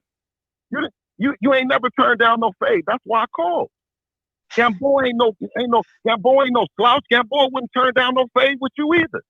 That's why we fuck with Gamboa. The only way we can get somebody in the ring, the last nigga that we had in the ring, the dude from So let me ask you this, Bill. Just like you said, Tug. Just like you had said, Tug. And I'm gonna tell you on this. I'm gonna tell you this, G. We will fuck up that you got on your resume, bro. Ain't none of them. All them niggas is Rolling Stones. The one nigga that you got on your resume that you lost to is the same nigga that we pushed up on, G. We pushed up on him. He dropped his belt and didn't fall off. He jumped over. That's off. You talking like you ready for your son. You talking like you ready for your son. I mean, I hear you. All that shit sound good. Listen, G, he jumped over a barbed wire fence to fight you, man. When it came to fight us, man, the man he ain't jump over no motherfucker barbed wire fence. Don't bamboozle the people like that. He motherfucker was in the opportunity. He had a chance. We both had our chance to fight for a world title. That's what it was. He ain't jump over no motherfucker fence. Don't try to bamboozle that. When it came time for us to get our chance, we worked just like the Russell family, the Haney worked. We worked with the WBC with that most prestigious belt that you just said, that most prestigious belt that we have, that we fought to eliminate. We did everything. And for you as a fighter, a 100 nigga, to say that you did not see as much as you motherfuckers. Say what? You not to say that the motherfucker Doug Devin Haney is a contradiction. G. No, that ain't a contradiction. What I said was, I said everybody ducking your motherfucking son. Since they ducking your son, let's take what we said on the phone. I said, man, everybody ducking your motherfucking son. Since they ducking them, what's up? I fight, I move up and wait, and guess what? But we ain't ducked you though. We ain't ducked you. We ain't ducked you in business. We ain't ducked you in media. Let me ask you this then, Bill. You said that I outpriced myself. If that was an issue, why didn't you tell me that? You never told me that. You never told me that, man. The number. No. And first of all, you asked me a fig. You was like, well, how much you think? You said. I tell you, the number that you said, G. The number that you said. Don't put no numbers out here, Bill. Listen, no, I ain't gonna put no numbers on that. Right. For the number, no. But for the other number that they didn't pay you, you know what I'm saying, is a realistic number. You know what I'm saying? Everybody and this is the truth, is everybody with Eddie and them, they try to make sure that he gotta pay, you know what I'm saying, that they gotta pay over and above, you know what I'm saying, what the fight is. If you're really trying to make the fight, then you do the fight for a realistic number. You know what I'm saying? You ask for it, and we make the shit happen. You know what I'm saying? And let me ask you this, Bill. You're not answering my question, my nigga. That's what I'm asking. When we had the conversation, and I gave you, and I told you, I said, this we could possibly make off of this jump. Apparently, you took that information and went back elsewhere, and then came back and said, okay, that's not a realistic number. You never brought that information back to me. That's my question. No, why was that never brought back to me? But listen, what a man do with his business, I tried to do some business with you. I heard with your number, and then what I did was to continue to conduct my business as you would. You know what I'm saying? Okay, so that's why I say. Okay, well let's. You've been in. Well, give me 1 second, G. But you've been in the business long enough that with me is if you want the shit to happen, you give the number that's so realistic that a motherfucker say on this phone, say, come on, man. Y'all, come on, man. The man is ducking me because the rate that I gave him, the number that I gave him was so cool that the other side should have made it happen. What you saying, you come back to the people and you say, okay, well, I give them the number, and I guess that they just don't really want to pay me because if that side is going to prospering in a way You that never brought the information back. So how the fuck can I not think a motherfucker duck?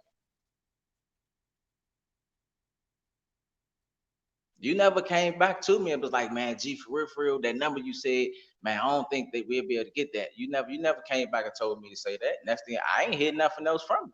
I reached out to you not too long. I reached out to you not too. No, No, because Bill, what? I let you talk. Bill. Let me talk. Listen, I Let talk me to talk. but listen though, and listen, the whole motherfucking DC, listen, that's why I say, it's a privilege and an honor to even be talking business with a family and a brother like yourself, for one. Man. Immediately. Don't get it twisted. In the beginning of the motherfucker, John already said, I fuck with you, nigga. Don't get it twisted. Okay, yeah. But okay.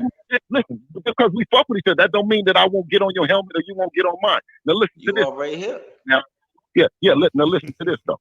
So what I said was that when I brought the shit to you, like the whole DC gonna know about you and about your business, it was a privilege and honor, first of all, and it was just our business that I brought the situation to you. You know what I'm saying? Right? Now, when I brought the situation back to you and your number, G, you wanted to talk to the people and make it happen. As a boss that you are.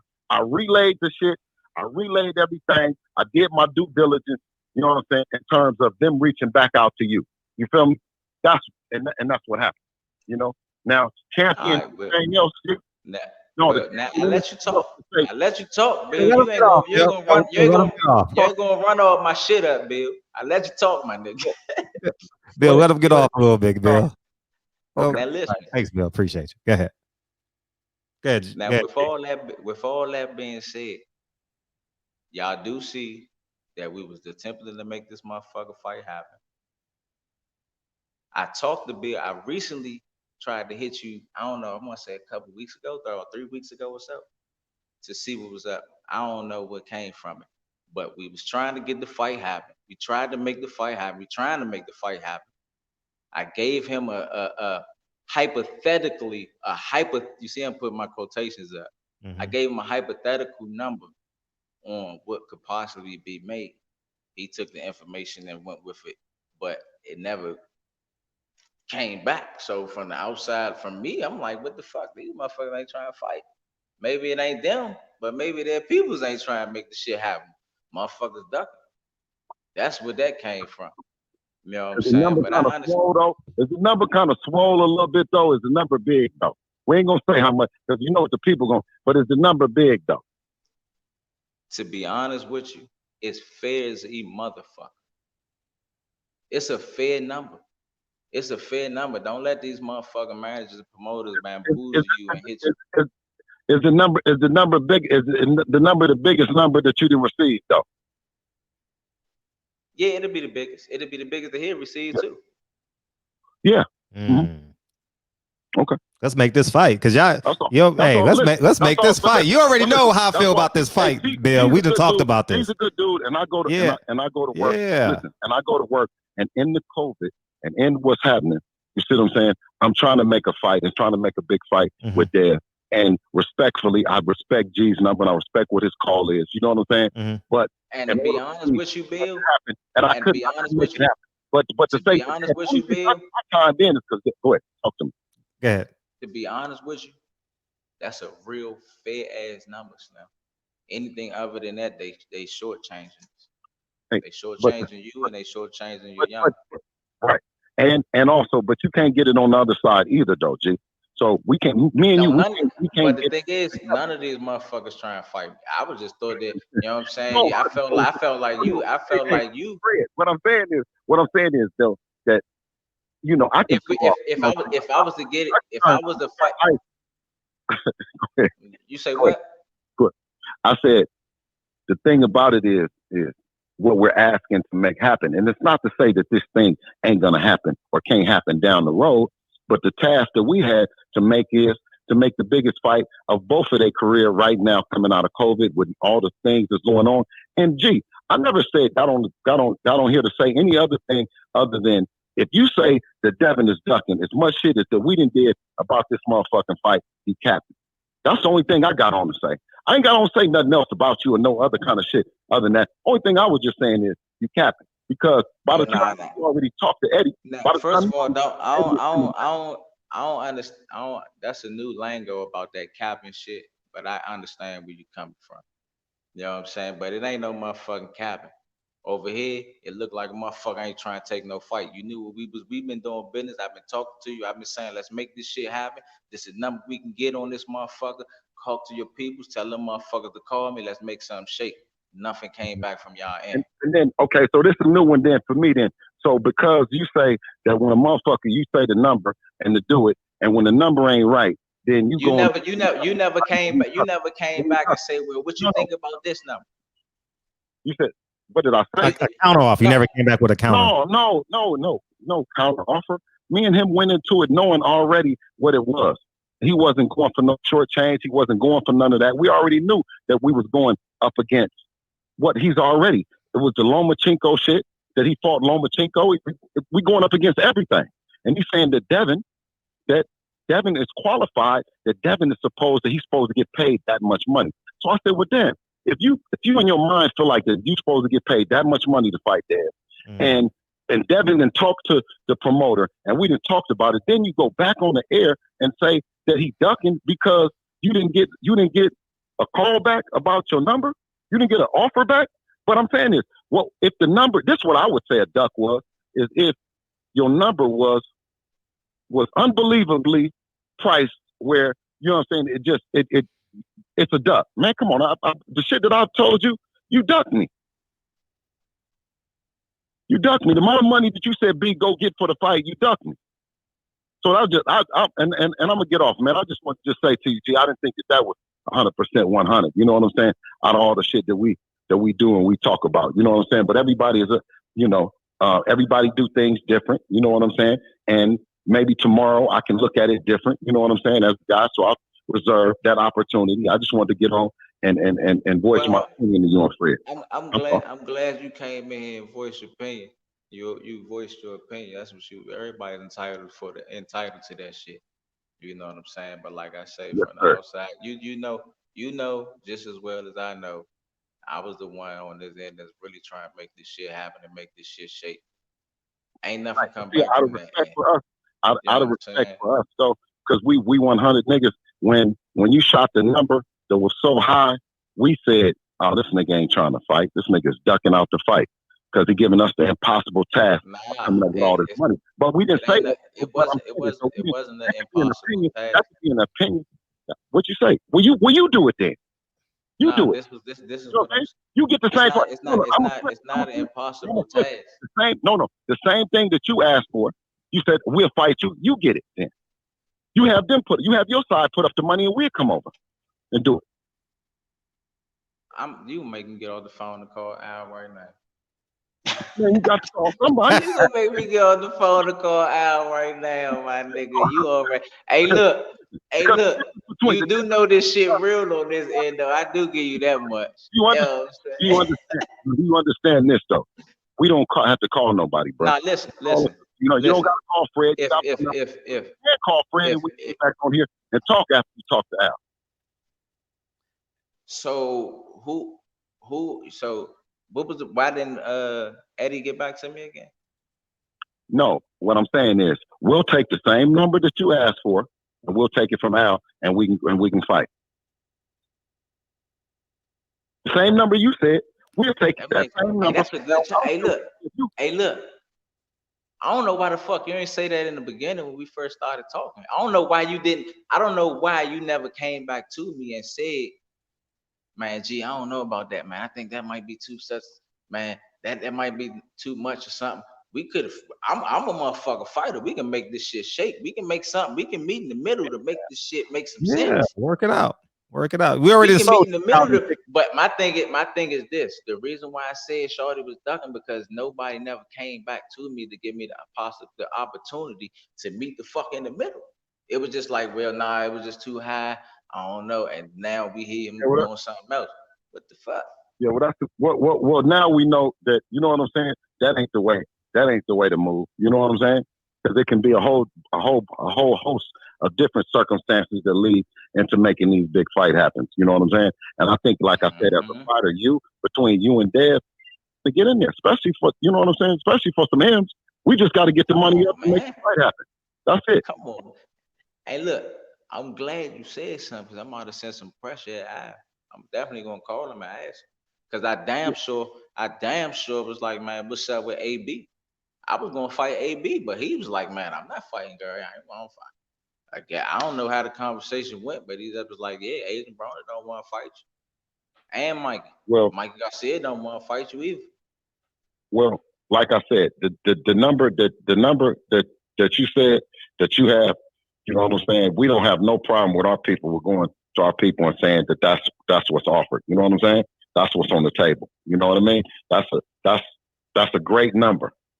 You know, that's a great number. Nah, to be honest with you, that's a fair motherfucking number. A lot of these fighters are getting shortchanged, and they give them motherfuckers whatever the fuck they want to give them. You know what I'm saying? That's a fair number. Like I say, you know what I'm saying? And to be honest with you, Bill, on some man shit, I told you I fuck with you from the start. You know what I'm saying? On some man shit, if you would have came back and was like, yeah, G man, you know that number was such, then y'all wouldn't have been mentioned in this shit.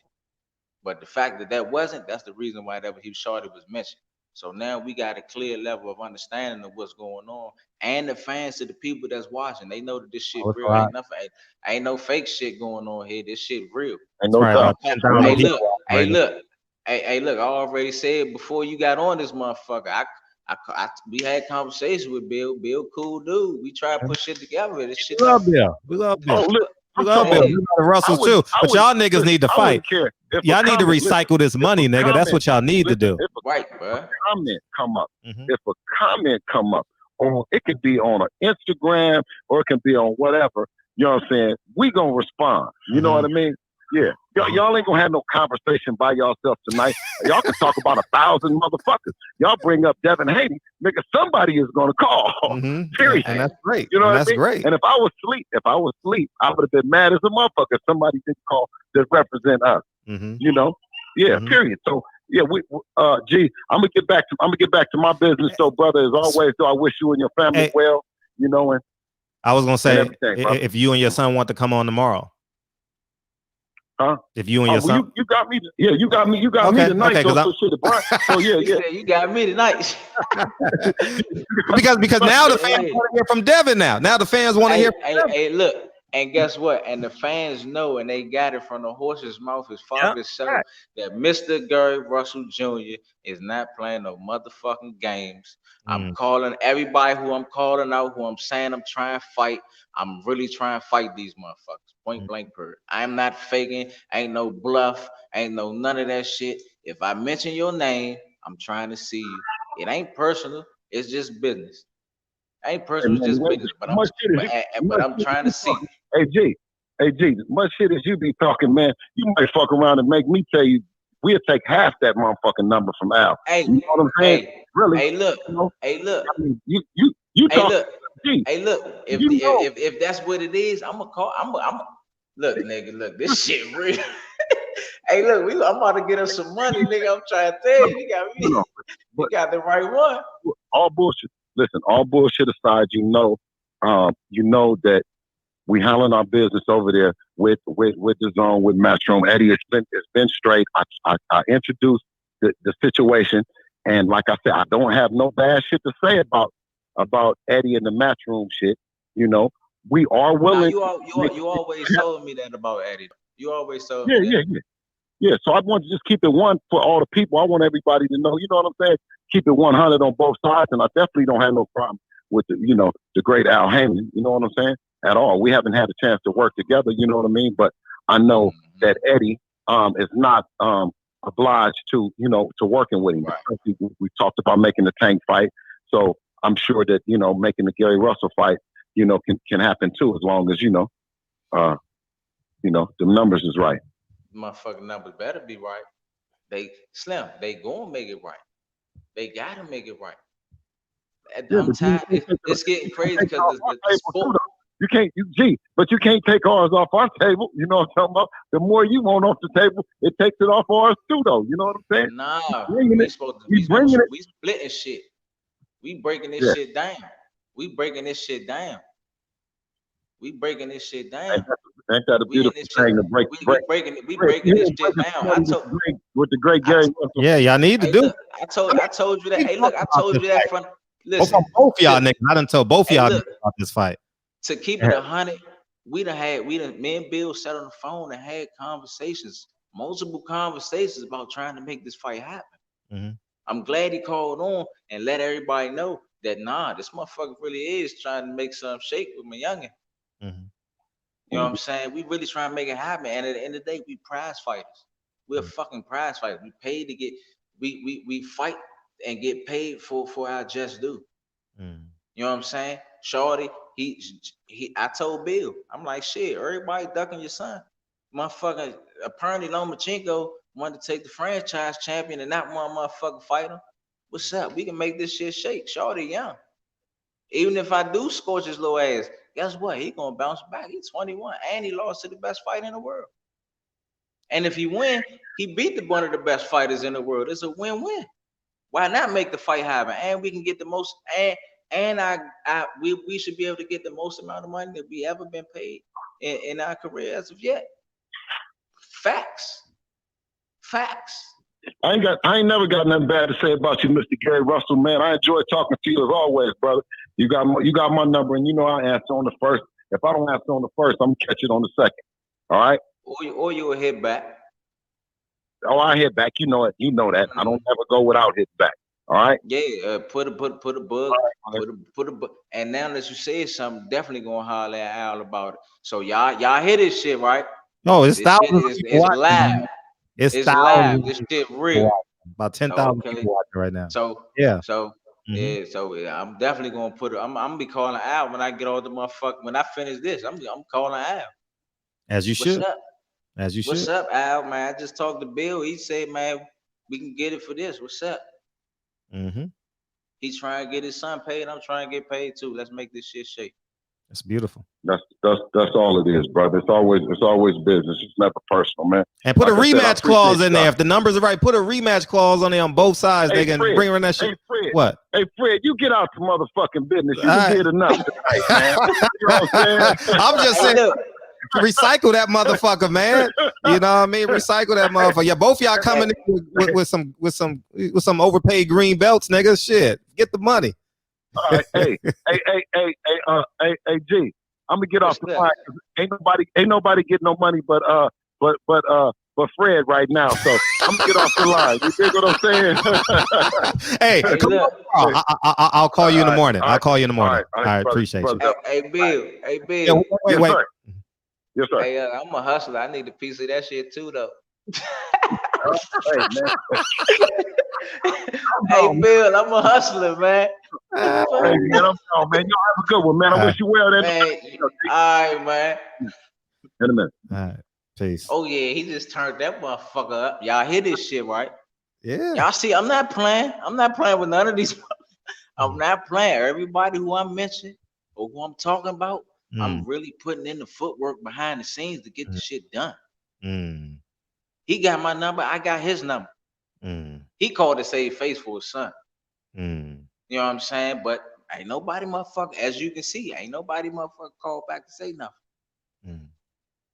You know what I'm saying? But this shit is real. So everybody that's out here that's paying attention, y'all see I'm not playing games. Anybody who I mention who I say I'm trying to fight, I'm really trying to fucking fight you. Point blank period. Point blank period. I don't care. What's up? Hopefully we can get that fight because I've been on as I talk to you, I talk to them, and I don't know what the numbers are. Y'all negotiating, but I've said y'all niggas need to recycle that money. I'm a huge advocate because I come from the Pernell Whitaker era, right, where he beats Chavez. But Chavez goes on to glory. He beats De La Hoya, but De La Hoya goes on to the glory. You know, that kind of is in my boxing spirit, you know, and I think y'all niggas need to get that money. Recycle that shit. And then you throw Tank in there. And then once y'all round robin that shit, then you throw Shakur Stevens in that motherfucker. And then Man, listen. I understand Bill wanted to save face for his son, but since you just brought up Shakur, I seen his mom with Shakur and motherfucking Bill and Devin Haney. Shakur got the better of that shit. Shakur got the better of that shit. I work with Shakur. If he was to keep it 100 with you, he'd tell you. I did defense with him. He couldn't fucking hit me. And when I decided to punch, I knocked Sparks out his little ass. Point blank period. Point blank period. This shit is all factual information.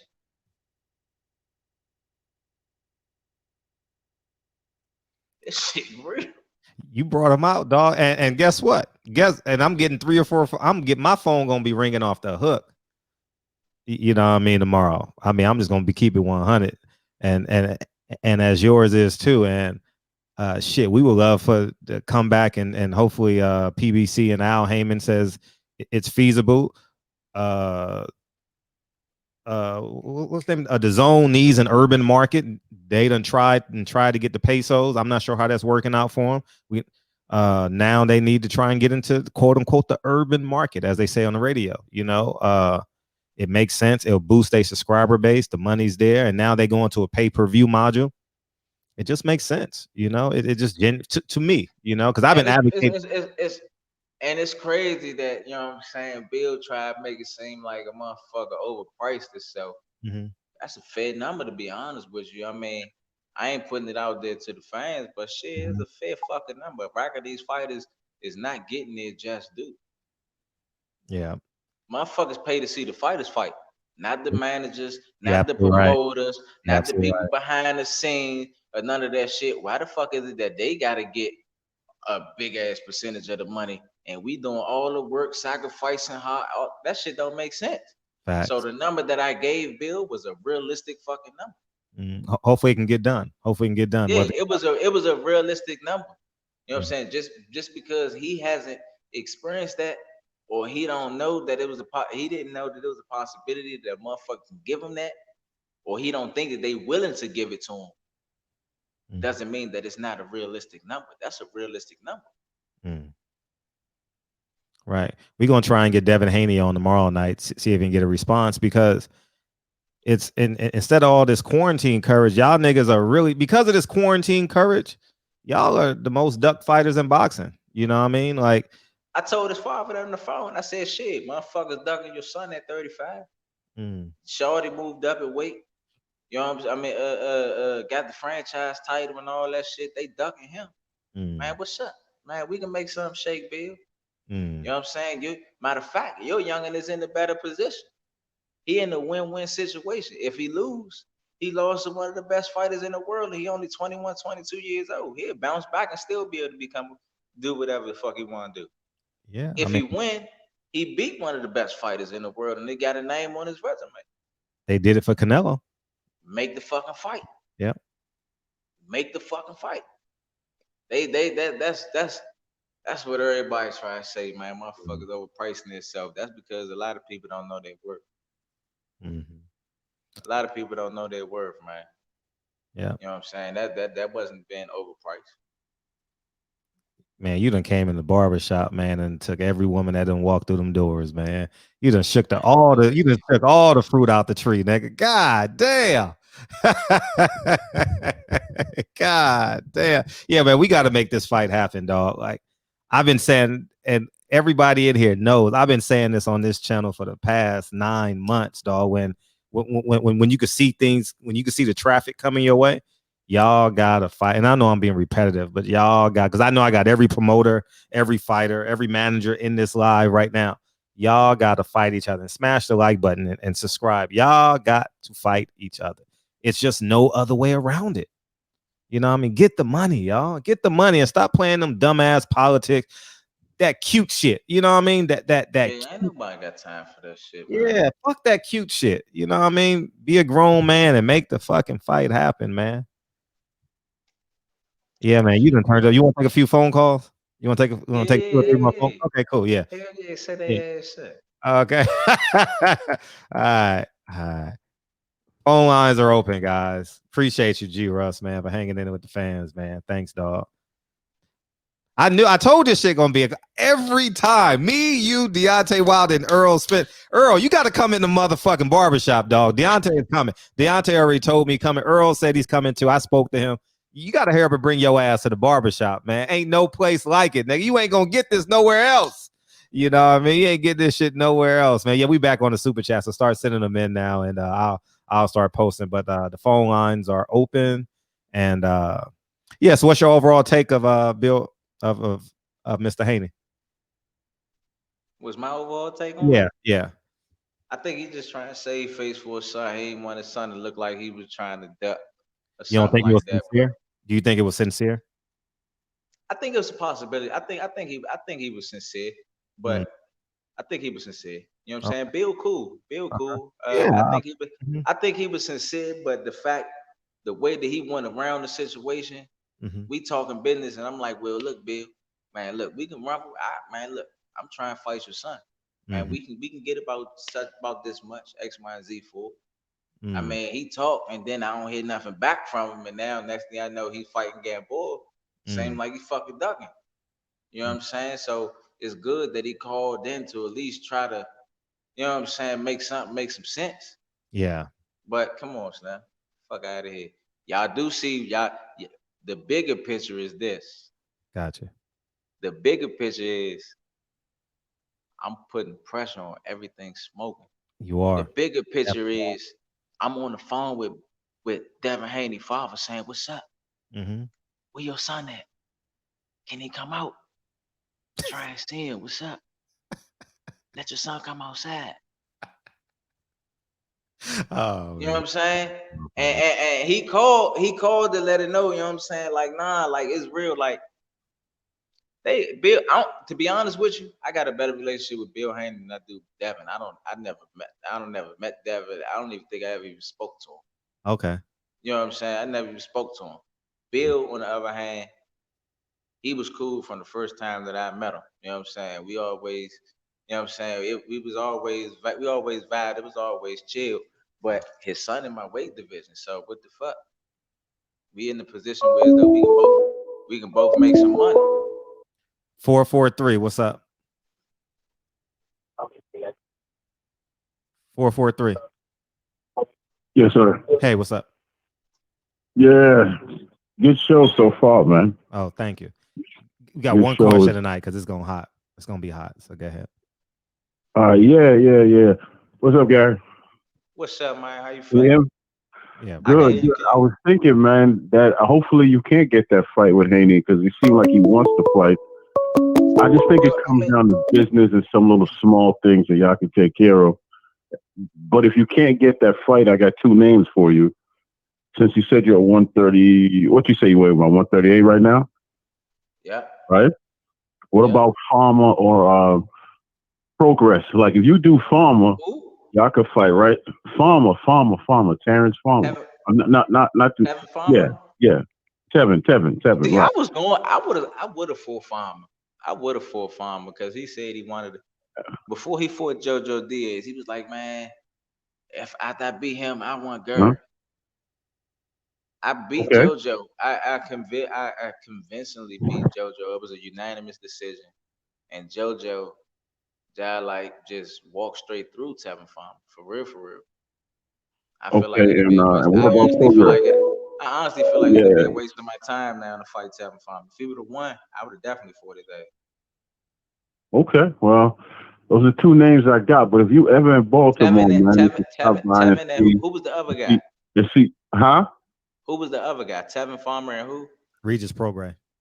Regis, Who is? Regis Progress. But look, if you Man, ever in Baltimore, man, you should stop by, the gym over there, Umar Boxing, man. I'm pretty sure you know the owner, the trainer over there, right? Marvin McDowell. yeah, I know Marvin and them, man. I know Marvin. Man, listen, all of them Yeah. guys know me, man. All of them guys know me. All the coaches cool. Yeah, You know what I'm saying? They all know me, man. I used to wreak havoc, yeah, man. man. He speak highly of you, so you should pop over there, see the brother, man, to talk to them children, man. I know they'd like to hear from you. Yeah, All man. right. All the All right. coaches was always Appreciate cool. that. 636. What's up? Hey, what's up, Fred? How you feel? The honor and the pleasure, Mr. Gary Russell Jr. That's beautiful. What's up, man? How you feeling? I'm feeling 55 sitting on 55 mil, like we all should feel. Oh man, hey, I wish we all could feel that way. Yeah, that's why I always say, as we all should feel. Fred, cut the calls for a little bit because I want to hear myself. No, it's for a minute. No disrespect to the chat. I can't. Go ahead. Okay, no problem. Mm-hmm. No, if I don't know if you was reading in the chat, we felt your energy before Mr. Haney called in, and as we always say on this show, we find the gold in the show. Mr. Haney brought the platinum to the show. I mean, we struck all with that. You started to fade, but me from one Gemini to another, I understand what you're saying. You was showing that man respect. That's not saying you was bagging down off of anything you said, but I appreciate the respect you gave him, and you just didn't go all the way in because it seemed like you ready to go to 100 on him and all that. Hey, but I'm glad you did peep it, right?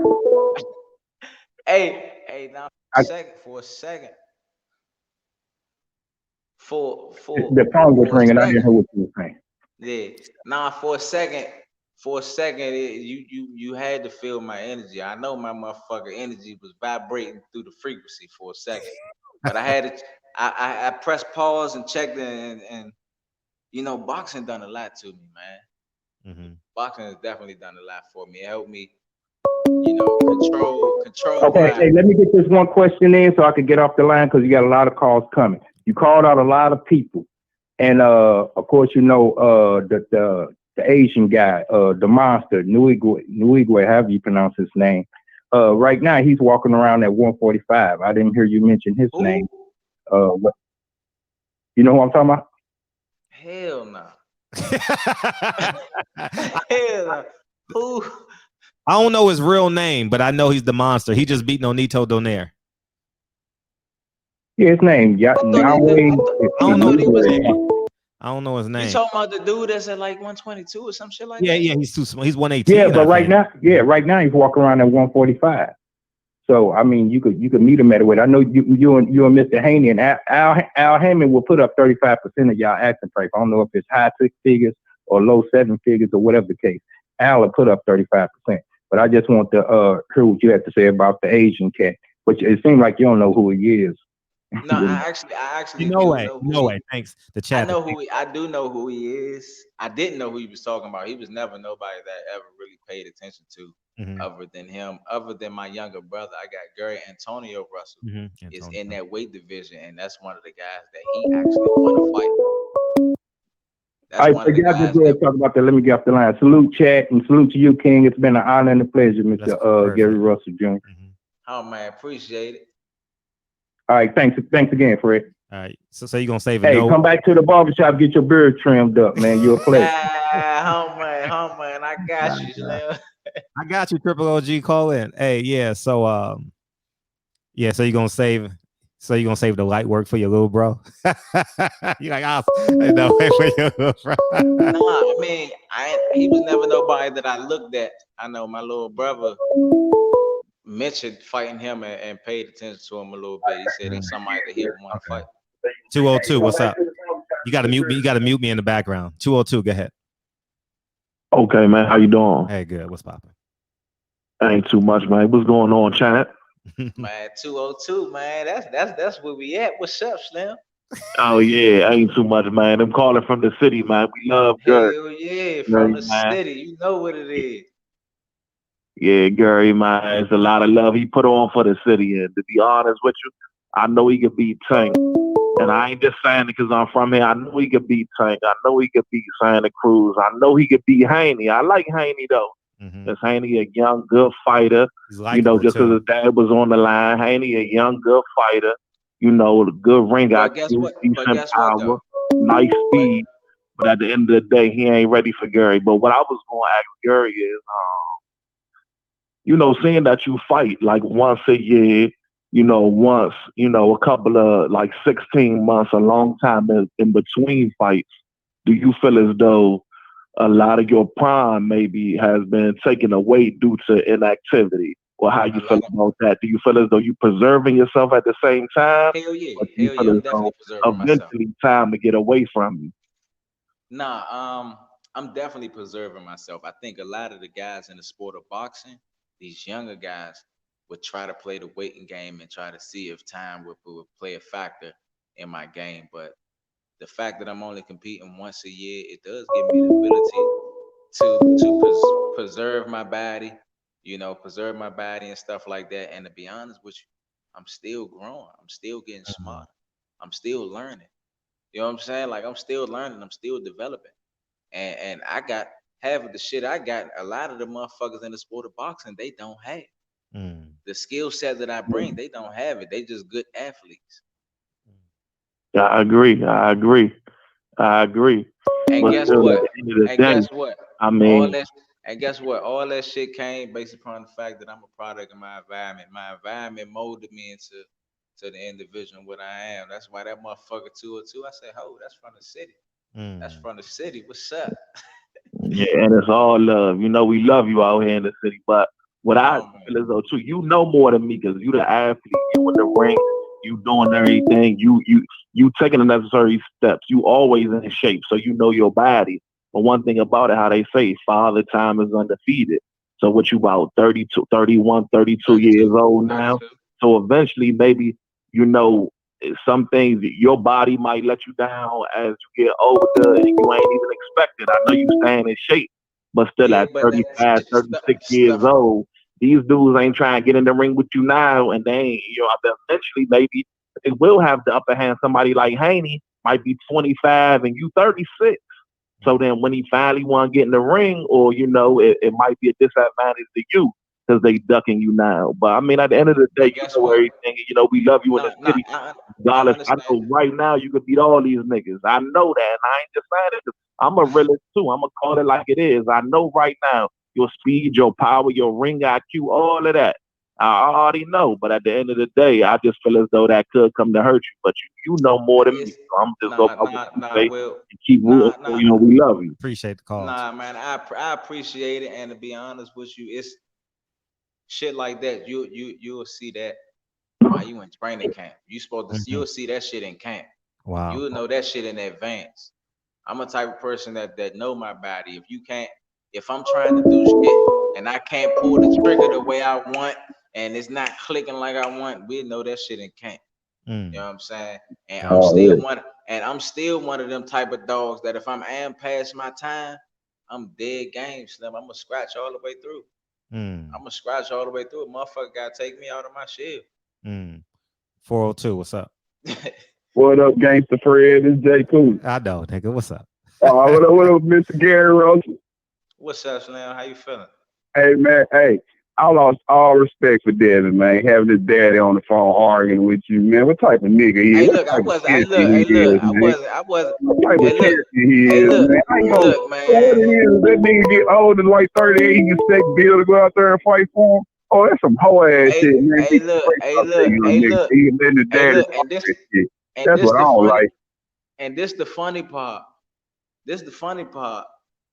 His father was the one who raised his hand for him. His father was the one who said, "Man, Right. Gary want to do that." Devin Haney ain't said. I never talked to Devin Haney. I never talked to Shorty Daddy personally. don't want it. But you, He, but man, look dude. though, He but was look saying, though. none of them niggas in the boxing game want no problem with you, Gary. And I'm And not guess capping for you nothing. I'm just being real, man. You one of the realest niggas in the boxing game. Them niggas know who to fight and not to fight. You know what I'm yeah, saying? yeah. And guess That's what, all it is. y'all. And Bill, look, you did see, you Bill is did whack, hear, man. That shit just draw my blood, man. Having to talk for his damn and son, and, man. and, That's and the true. thing is, and to keep it 100, I understand where you coming from, but I still had to have morals and a little type of respect for myself to just let the shit ride. Cause for real, I like could have took that shit could have went left. You know what I'm Yeah, saying? But exactly. I I mean, already know. I understand it. But man, keep I grinding, my understand where you niggas, coming from. and keep putting pressure on these niggas because they ain't gonna fight you because they scared. But keep grinding, keep putting pressure on them. Fred, You the king, man. Salute. Oh, that's love, I man. appreciate it, man. And look, you did hear him say, yeah, man, Gary called me and was like, yeah, he trying to fight my son. Come on, man. I'm not playing. I'm trying to see anybody who I mentioned. He in Bud Town. He from the 402. 323, what's up? 32321. What's up? Hey, what's What's up, my brother? Hey, what's up, dog? Man, hey, I just had to call in because I had a great call before y'all leveled it up, turned the flame up on the grill up in this mug. I had questions. Now y'all done killed my whole call, my call from earlier because y'all came through with some explosive fire with that shit. And I just wanted to get on here, Fred, give you props on that one. Hey, Ray, turn that down. But like you said Gary's always a great call. Always. Y'all magnify shit. Always. And hopefully you get these fights you've been looking for, Gary. Hopefully I appreciate that, man. The numbers were stupid up in here. So people heard the conversation. Hopefully people get out here. We live in a social media world. So to push this sport of boxing, you got to start sharing this shit. You got to start putting that's why I'm doing it. I'm putting it out there. Even when Bill called, the fact that he called, he just like confirmed that I'm out here sending pressure, trying to fight all these motherfuckers. Yeah, absolutely. Hello? Keep doing it and phone, keep coming to the shows. And look, this is what I've been saying for a long time. Fighters need to start coming on these goddamn shows. Stop relying on these networks because that's past day bullshit of self-promotion. Get on these shows, talk your shit. You never know who's listening, and now you didn't lit a fuse and some shit. But the other thing I want to say, which in my original call, which is gonna be after you and Bill lit it up, was gonna be corny, but it's not corny because it's to some fatherhood shit. And the one thing I've been like the whole time I hear you speak, and it's about the you speak about bloodline, and you always mention your brothers. So I'm like, that's good parenting. What was your pops like, and what was it like for him to make you guys so tight? And then let me fall out while I hear that, because I'm a father. I'm big on that fatherhood shit. I'm big on my kids being close, protecting each other, not competing with each other, but lifting each other up. So I respected that the whole time I done heard you speak, always speaking on your brothers. So I salute you for that. But let me fall out. And the other fighters start coming on this show. But peace, Fred. Keep doing your shit, man. I love you, man. Appreciate you. Oh man. Be easy. Enjoy your night, man. Hey, he has an intro. He's So all you scared to death Negroes. That's his intro, man. That's Triple OG. Hey, look, I felt Gary's frequency, man, because I was over here. I thought, goddamn, Mr. Haney was talking to me. I had to get up off the bed. I was like, whoa, is this nigga, what is he doing? And I was like, now listen good. But first and foremost, what's up, Mr. Gary Russell? What's up, man? How you feeling, man? Man, feeling good, man. I've been to a bunch of your fights, man. Shit, about 5 of them. Shit, you be 10. Motherfucker got to be there in person to see you carry somebody 12 rounds and see you pound on their damn body. I always tell the guys I go with, that guy going to hospital tonight. Them some hard shots. Boy. I was like, damn. But anyway, and what's up, King Fred? Hey, what's up, man? He's the one I was telling you that drives to your fights. He drives to your fights. No, I was telling him, remember you put in the super chat earlier, he drives to your fights. He's one of the ones that drives to your fights, Oh, yeah. Drove up there with them Quakers was, and whoever that guy was, that some of the guys act like they want to jump me after you beat his ass. My man beat your man. I said, okay, fight over. If that's how you feel, it might be real. Let's go home, go to sleep, and carry our ass back the next day. I was like, don't he see these four goddamn honking motherfucking niggas over here behind me? I was like, shit. But anyway, I was going to get back at when Mr. Haney said, oh, well, we the A-side. I ain't heard Gary say nothing about no A-side. He ain't say nothing. And then he just kept going and going. And then Gary cleared it up when he said, I gave you a figure you didn't get back to me. And I hope I'm quoting that, if that was a correct quote. And that's then exactly Mr. Russell said, well, he did it too much. He ducking. I'm going, okay, what the fuck is going on here? And then Gary cut the frequency down, and they got to talking and said, hey, we can split it. How about that? That's what Ali and Frazier used to do back in the day. Ali and George Foreman, they split it right down the middle. Whatever it is, you know. And I was like, I mean, I'm trying to make these fights happen. Hey, I'm trying to make the fights happen. The fans on here, they see that clearly I've been contacting the people who I'm talking about. I'm trying to fight, letting these motherfuckers know what's up. Let's make a fight happen. I'm trying to fight. So when I give you a figure, and then you don't respond back, and then you fight somebody else. I mean, what the fuck does that look like? So I'm glad he did come on and try to clear something up. But now everybody know what it is. Y'all ain't never get back. Ain't nobody there come back to get about nothing. But everybody, I'm glad but it's a people make it happen. Yeah, but it's a definite fact that I've reached out to them trying to make something shake.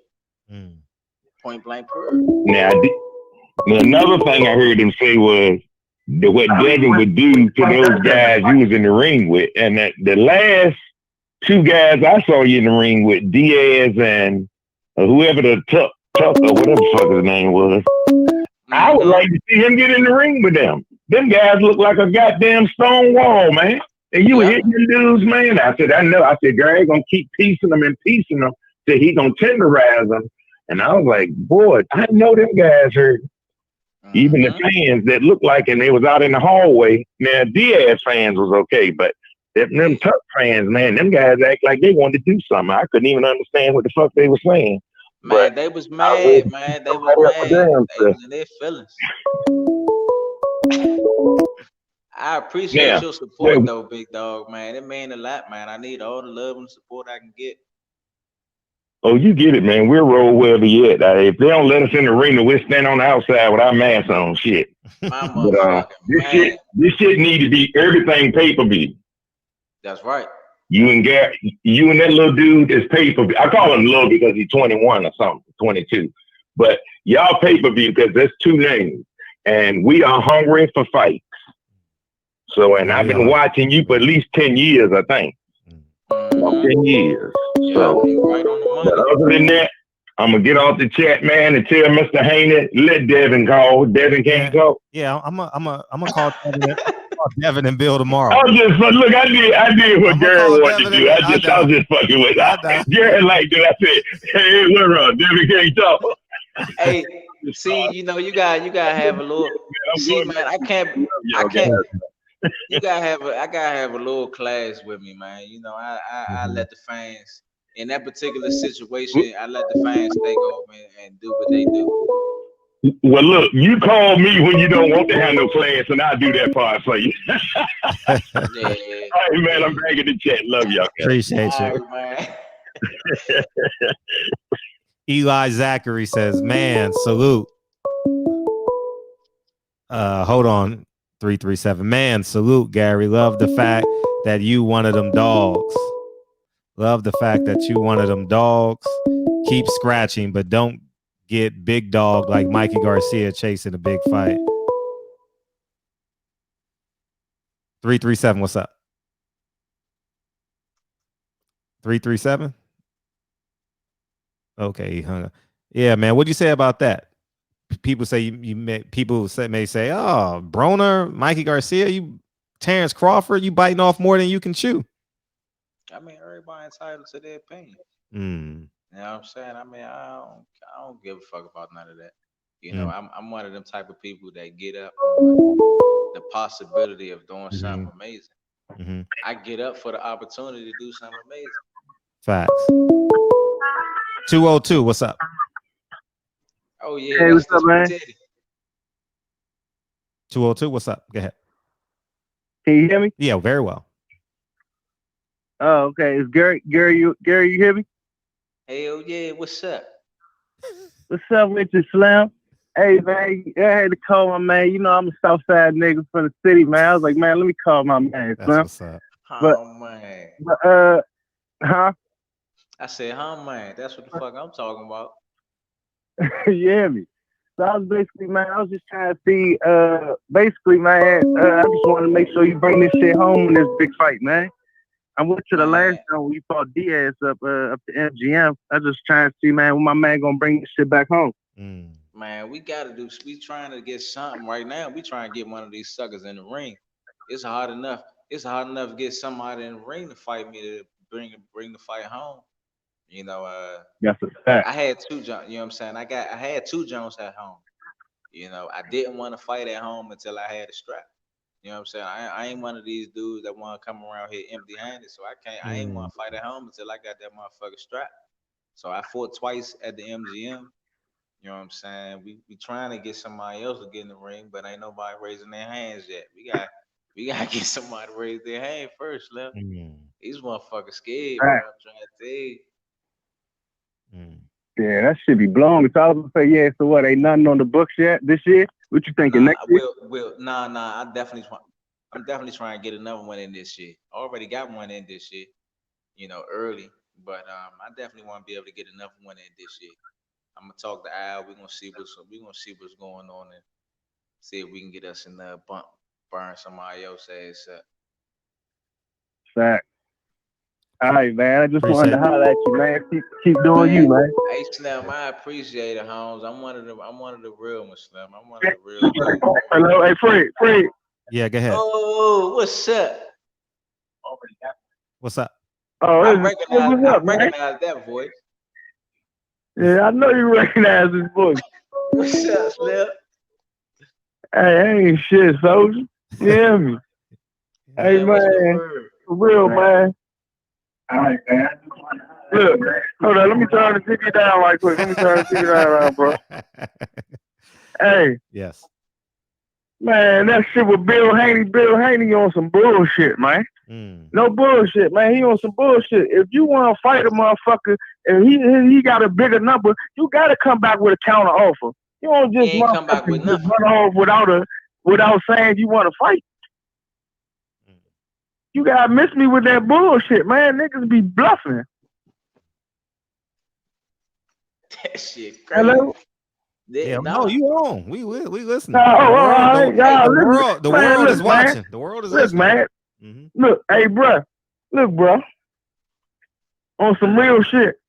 The bitch ass niggas scared of you, man. All them bitch ass niggas. You might as well go ahead and make history and fuck Terence Crawford up and fuck Mikey Garcia up. Fuck all them suck ass niggas, cause they bitch ass niggas. At the end of the day, these niggas act like bitches. Straight up. If a motherfucker is Slim, you telling me if a motherfucker is talking about wanting to fight me, I'm not going to strap. Come on, man. I am going to strap up anywhere and beat anybody's ass. Anyway. Get my ass beat. This shit crazy, man. These niggas scared of an ass whooping. But these niggas supposed to be that good. Man, y'all, hey Slim. I'm gonna say 75% of the boxing community are cold bitches, man. Straight up, 75%, man. Straight up, man. There's a couple of men, you know, Earl. Shout out Earl. Deontay. I fuck with Deontay. Andre. Hey, Boo Boo, my man Boo Boo. I'm naming all the good men. I ain't naming no suckers. I'm naming all the good men. I don't name suckers. Fuck suckers. I'm naming all the good men. Who else?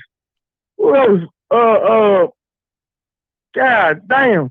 That's how many it is. That might be about it, bro. I ain't gonna disrespect, man. No, I ain't gonna I'm disrespect the soldiers. just saying that. It's a couple of more soldiers. I'm just saying it's a couple of more soldiers. Not that you gotta put my man JoJo in there. I like JoJo. Ruben Erickson here, soldier. Ruben's cool. Ruben's cool. Who else is soldier, man? There's a couple of more soldiers. I just can't have them on my mind. But man, look, man, just go make history, man. Fuck these sucker ass niggas, man. On no bullshit, man. Just go make history. Fuck all the suckers, man. Cause they gonna duck you. Then they acting like you can't sell. Bitch ass Tank, oh, he can't sell and this and that. Nah, they just know through the history when we go to their jams how you fuck what's the nigga name?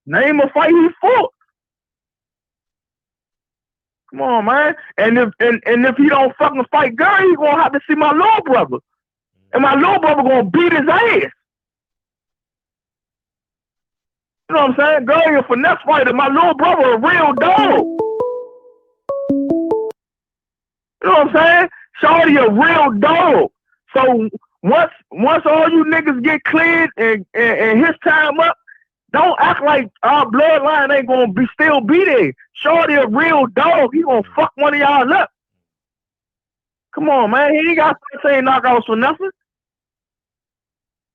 Come on, man. Y'all, man, I swear to God. I ain't even with that Shakur shit, man.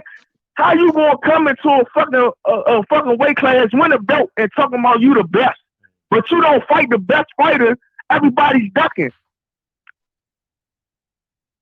Yeah, every interview you don't say. Every time my brother name mentioned, you give respect. Man, this is the fighting game. I don't respect nobody in my weight class. I shouldn't respect nobody in it, or anybody I can possibly fight. If I was pro, I wouldn't respect none of them bitch ass niggas. Fuck all them niggas. I be trying to get my little brother to do that. Fuck all them niggas. Them niggas some bitches. Sucker ass niggas, man. I'm ranting, man. My fault, man. What's up with y'all though, man? How y'all feeling, man? Feeling good, man. Feeling good, man. Nah, real shit, bro. Hey. Yeah. Appreciate the call. For sure. Hey, nah, cause I'm sitting here looking at this shit, man, and Shorty ain't going off, man. He supposed to win off on Bill Haney, man. You know your bitch ass son don't want to fight my little brother, man. You know your bitch ass son don't want to fight my little brother. I be saying that shit. Y'all hype that nigga up when he fight some good fighters. Y'all put that shit online. Y'all be putting that spawn online when he fighting them bums. But y'all, that shit accidentally came out when he fought Shakur. Shakur was taxing that ass. Hey, come on, man. Stop playing. Stop playing, Bill. Your son ain't that good. How you trying to hype him up to be? All that Devin the Great. And, man, Devin's a bitch for real. And I see it. When he was fighting, go back and look at the tape. When Shorty was touching his ass up, he ain't know what the fuck to do. He ain't know what to do. Look at the spar session, man. Look at the spar session. When my little brother, if he get in there with my little brother too fast and slick for him, man. And Shorty is going to hit him with something he don't see, and it's going, man, I swear to God, man. The boy been good since he was young, man. Come on, man, don't make me run it off, man. We been going and Jay Shorty, 14 years old, going fighting pros at 147. Chop Chop, when Chop Chop was at 147, like right in that lane where he was just all fighting Floyd. We going to drink. My brother, 14 years old, beat the shit out of him. Come on, man. I know what Shorty can do. Once you niggas give him a chance, you know what I'm saying? But you know what I'm saying? You know, I don't know what's up, man. I don't know his management team. I don't know who don't like him, man. So it's something going on, man. If somebody don't like you, Shorty, you need to see, you know what I'm saying, who got that knife in your back, man. You need to really sit down with everybody and see who got the knife in your back, man. You hear me? Mm-hmm. On everything I love, you need to sit and see who got the knife in your back, man. Cause you supposed to be a superstar, bruh. You hear me? Every time we talk, what I tell you. You say a lot of shit. You're supposed to be a fucking superstar, man. Ain't nobody, there's nobody in the boxing right now that got the skill set of my little brother, man. Name him.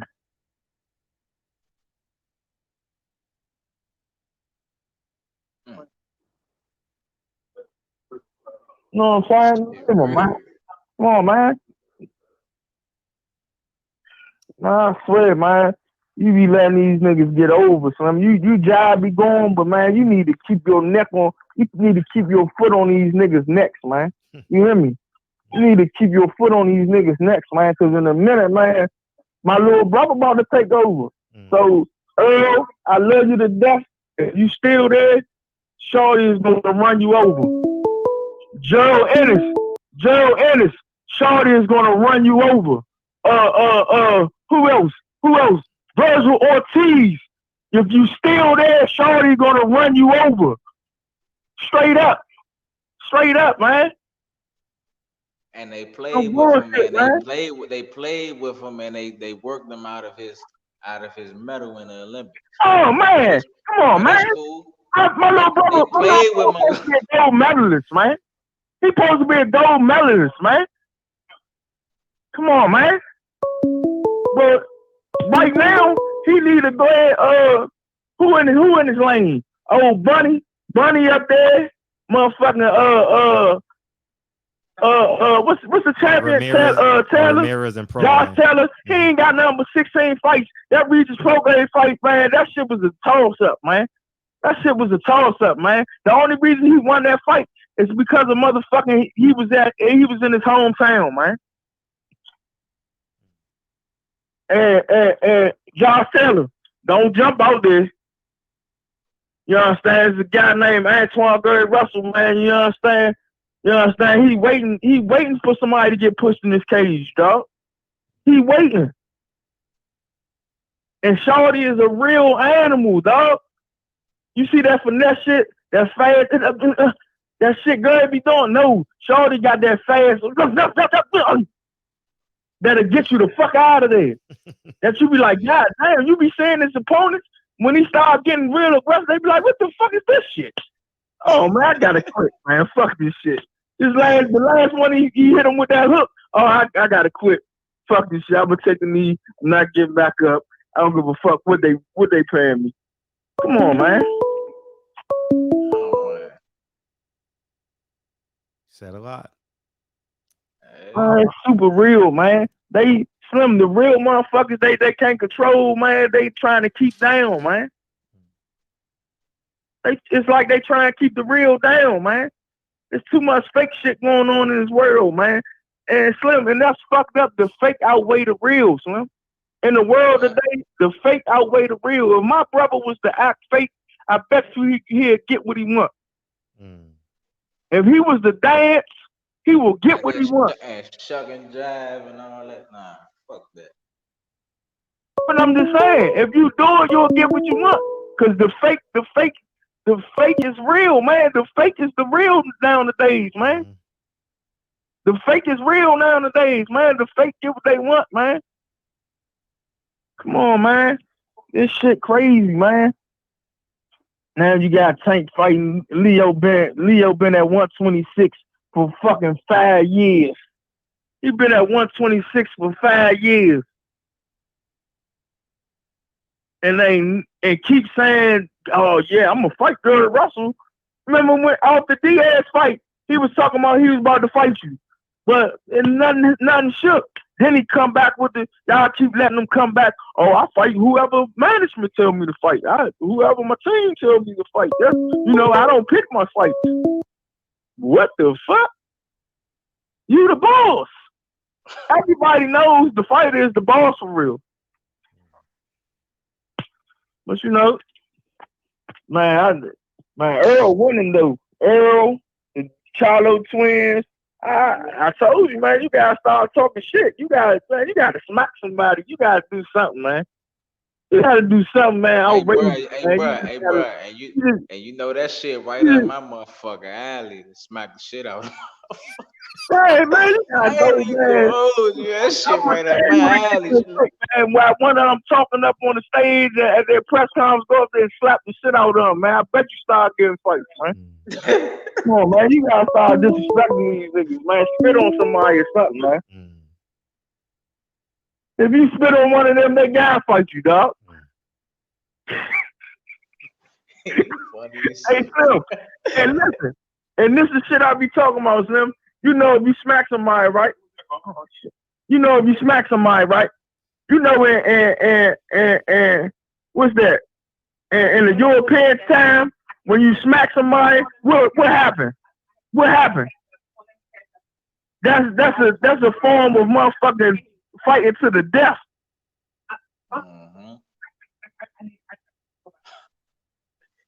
And these motherfuckers ain't trying. Hey man, I'm about to get on this line, man, because I gotta go, man. I'm telling you, I got a lot of business, I got a lot of shit I'm doing, man.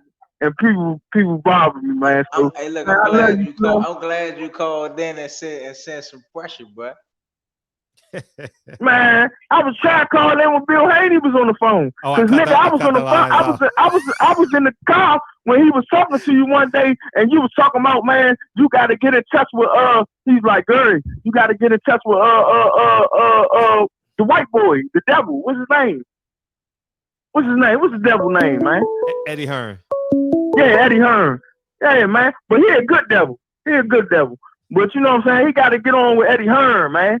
You know what I'm saying? He was like, man, you gotta get Eddie Hearn number, man. He was like, I can't give it to you, but you know, you gotta get it and holler at Eddie. That's what the fuck the conversation was when we was at Walmart that time, man. Mm-hmm. Remember? We was at Walmart and you was on the phone with him. Yeah, and I told him. Come on, man. That nigga faking, man. Come on, man. If it was an outrageous number, you supposed to come back and say, look, man, these people ain't trying to pay this. What about this number? Or something. I ain't getting none of that shit. That's when you want to really have a fight, Slim. You just don't go off and just, man, he outpricing himself. You supposed to come back with a counter offer. Nothing. Oh, man. And you making, Fat Lomachenko duck Devin. That's cool. But now you got another dog trying to fight Devin. That shit should be made. He's a champion and he's a champion. What's going on? People would much rather see me and Devin Haney fight than for I gotta go, man. Love y'all, man. Appreciate Thanks, you. Fred, for the man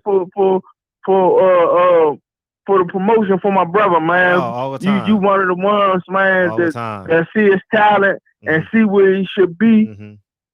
You know, sometimes he don't even know where he should be, Slim. He don't even see that he's one of the greatest. He could, if he was that bullshit with that Lomachenko fight and stayed on his game and it was a faulty scale or whatever, if he would have just said, fuck it, and just gave him money and went on and which calm his career. Because that's all they do is that's the only fight they bring up. They don't, even when my brother be fighting, they never big him up.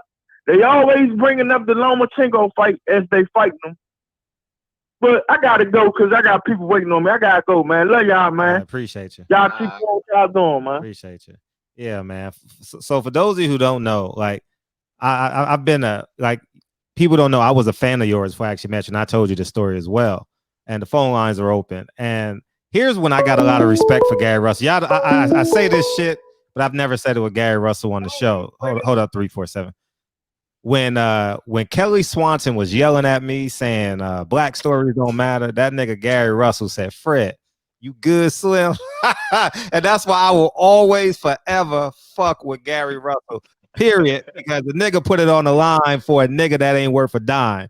You know what I mean? So I just want to say thank you. I'm talking about in the terms of like the fighters and shit. Protect the fighters, protect the managers, protect the promoters. That nigga stood in front of Kelly Swanson and me, said, you good, Slim? And I said, I fuck with Gary forever. You know what I mean? And that's the realest story ever. You know what I mean? That motherfucking Tim Smith was letting that woman say whatever she wanted to say. Black people ain't shit. Tim Smith just sitting there like a motherfucking duck. Quack, quack, nigga. You know what I mean? But yeah, that shit kind of threw me in a loop. But anyways, man, we gonna move on to the show. We ain't gonna turn this shit into a militant spectacle. But man, what's up, 347? Yo, good. This Drew Titan nigga. What's up? I didn't look at the number. What's up, man? What's up? My nigga. What's up, man? Fred, what's good, family? What's poppin'? Mr. Gary Russell, how are you, brother? Man, I'm good. I'm peaceful at the moment. Yeah, man. You know, Bill's my dude, man. Bill's my dude. But you gotta make something happen, man. You gotta do something, baby. You gotta do something. Gotta do something, baby. Y'all see what it was. I mean, I've been putting it out there. I've been attempting to make the fight happen with everybody who I've been mentioning. You know what I'm saying? I'm glad that he called in to pretty much confirm that, hey, I'm really putting the footwork in to make this shit happen with anybody that I say I'm trying to fight. You know what I'm saying? Now, when I give them a figure, man, a hypothetical number, this wasn't no actual number. This a hypothetical figure, man. We should be able to make about this much. And don't nobody come back and say nothing to me, not a counter offer, no nothing. I mean, what the fuck is they expect to think? You know, I mean, we can make the fight happen. We can make the fight happen, you know. Clearly, I've been trying to make it happen. I've been talking to him on the phone, you know what I'm saying, and all that. So, I mean, something got to shake. I'm just waiting for somebody to raise their hands. I'm waiting for somebody to raise their hands so I could definitely put some work in. Well, if the fight don't happen, I need you to do me a solid and get a running start and punch Eddie Hearn in the nuts. Motherfuck that cracker. Fuck that nigga. Fuck that saltine with a lit flare. Fuck him with a stick of dynamite. Boom. Hey, he said, fuck with a stick of dynamite. You funny as shit. Yeah. Yo, you think at this point the niggas is trying to freeze you out? I think so. I definitely think so. I think the society and the sport of boxing, man, it's so weak. It's so weak, man, that they don't want no real motherfuckers no more. They just want that fake shit. They dealing with that cubic zirconia, man. Everybody want to play with that cubic zirconia. They don't want that real pure shit. You know, I can really fight. I can back up everything I say. I'm a dog at the end of the day. A lot of these guys that got into boxing, they got into boxing because they was probably nervous or wanted to learn how to fight or something. I got into it because I was naturally aggressive. You know, so I got a different type of mindset when it comes to this shit. A lot of these dudes, they hide their suckiness or that bitchness behind a little bit of skill and ability that they have. I'm one of them guys that can look straight through it. I can look straight through it. No doubt. My thing is, on top of fuck Kelly Swanson. I mean, I wouldn't have fucking with no nigga dick, but motherfuck that bitch. I've been on some, fuck Abner Morris, fuck Frampton, Quigg, and Santa Cruz. They seem to like to freeze motherfuckers out. And I was feeling you when you had to put your arm around this nigga Pops. Like, yo, I was there. You'll see that. I needed some type. I mean, I had to do something to get some type of emotions. And then the crazy part is, how the fuck your fans gonna be more upset than you? You ain't even trying to attempt to fight. The fuck? I mean, look, man. I don't know what side of the planet he's from, but not for nothing. I saw that and Cass was mad. You know what I mean? But I was like, you know what? He got to do something now. I mean, that's his pops. I mean, not for nothing. I'm a different breed, I know what my pops would have did, but I know what I would have did. So I'm like, all right, I was just waiting for the response. I was like, all right, the next video we see of Santa Cruz, he should be all turned up. I mean, he should be like purple, like, yo, fuck a boxing match. When I see this nigga in the street, it's like on. I mean, they should have been faxing and emailing you the contract for the fight like that day. He didn't do shit. He was laughing about it. To my, hey, it's part of the game, man. I was like, game, nigga. He fucking put his all around your pops, so you got to do something. These niggas want no smoke, man. What the fuck? Yo, this is a sad state of affairs, man. I mean, like, yo, they really trying to do you dirty, man. You and Devin, that'd be a good fight. Listen, I'm all for the brothers getting the other brothers paid. That's right. Yeah. And that's ultimately that's ultimately what it started from. You know what I'm saying? I'm like, shit, Bill, ain't nobody trying to fight your son. What's up? Man, let's make something shake, man. We should be able to make at least this much for it, man. I ain't playing no games, man. Let's make this shit happen. And yo, you dead ass think you can hang at 147 though? I want to know if that's for real. Like, you really think you can go up there and hang out? Anything I say, I mean it. And I stand on it. It's nobody at 47 that bring the skill set in which that I bring. Nobody. It's nobody in the sport of boxing I feel as though bring everything in here in the ring that I bring. They might got one piece of that shit, but they don't got the whole puzzle. They don't got that whole puzzle. I'm the complete package as a fighter. The rack of these dudes not the complete package. They good in their own particular element. If you're good, in order for a motherfucker to be good to me, let me see you do the same shit in multiple different ways and make it equally as efficient.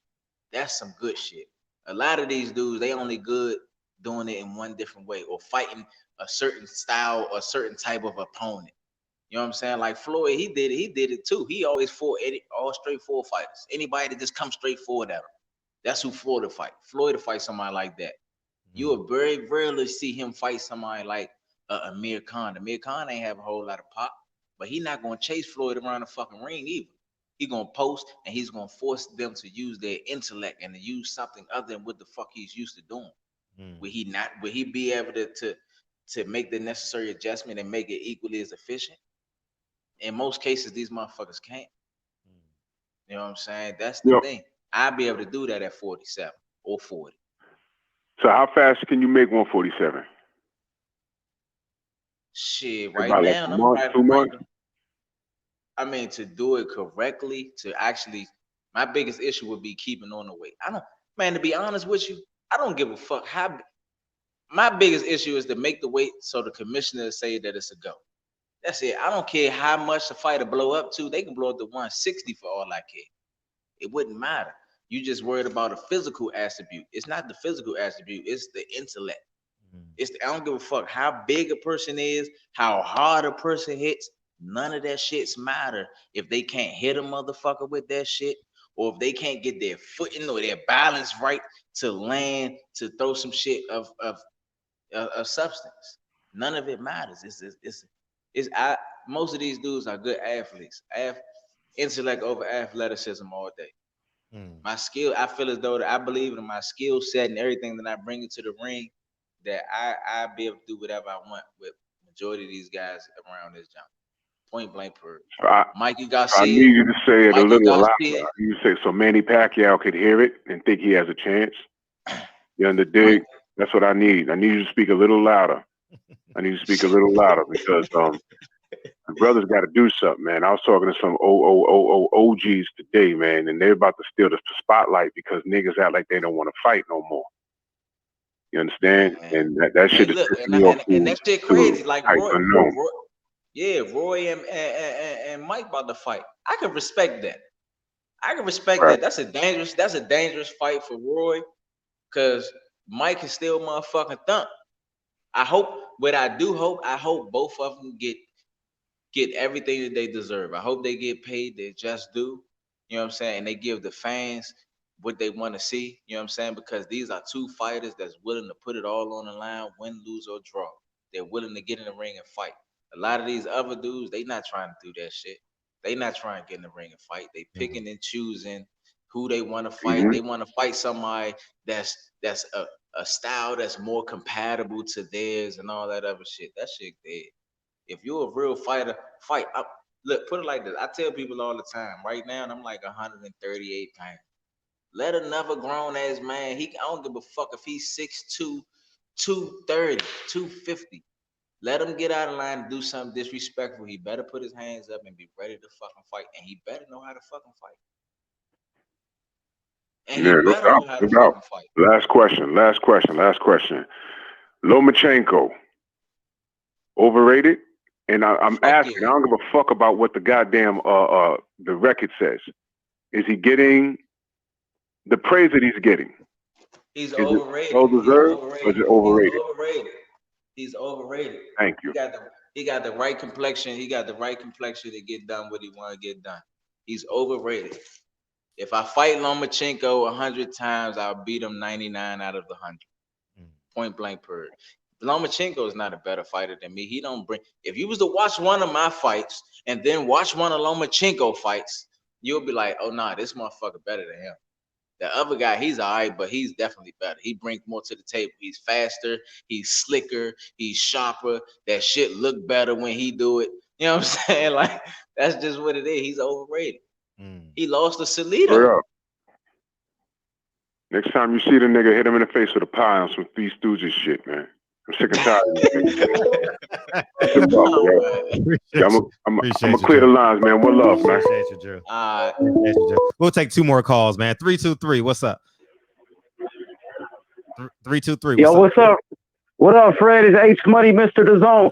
Gary Russell Jr. Let's make that fight happen with Devin Haney next. No excuses. Hey, look, I bet. Hold up. Wait.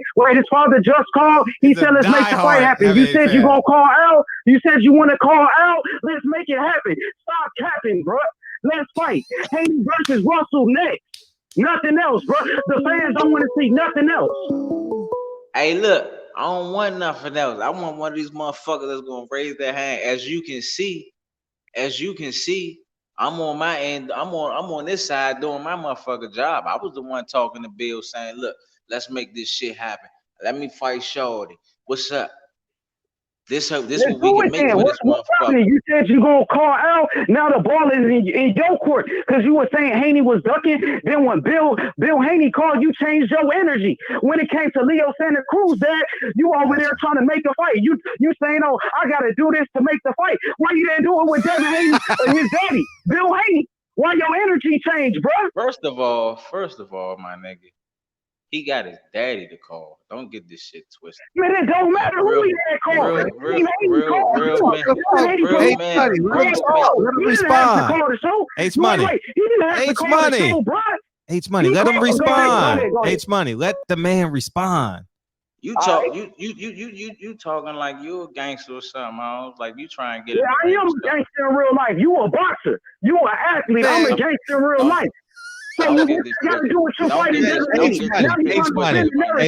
H-Money. Don't get this shit twisted, my nigga. I hug up on you. Acting like you trying to get in a motherfucker square something. Yeah. Get your ass beat. The fuck? Nigga, what up? Oh man.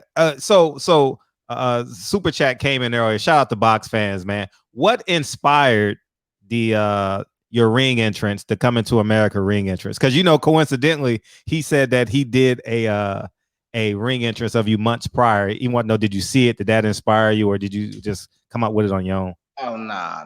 Who did that? One of your fans that follows me as well. He did a ring entrance.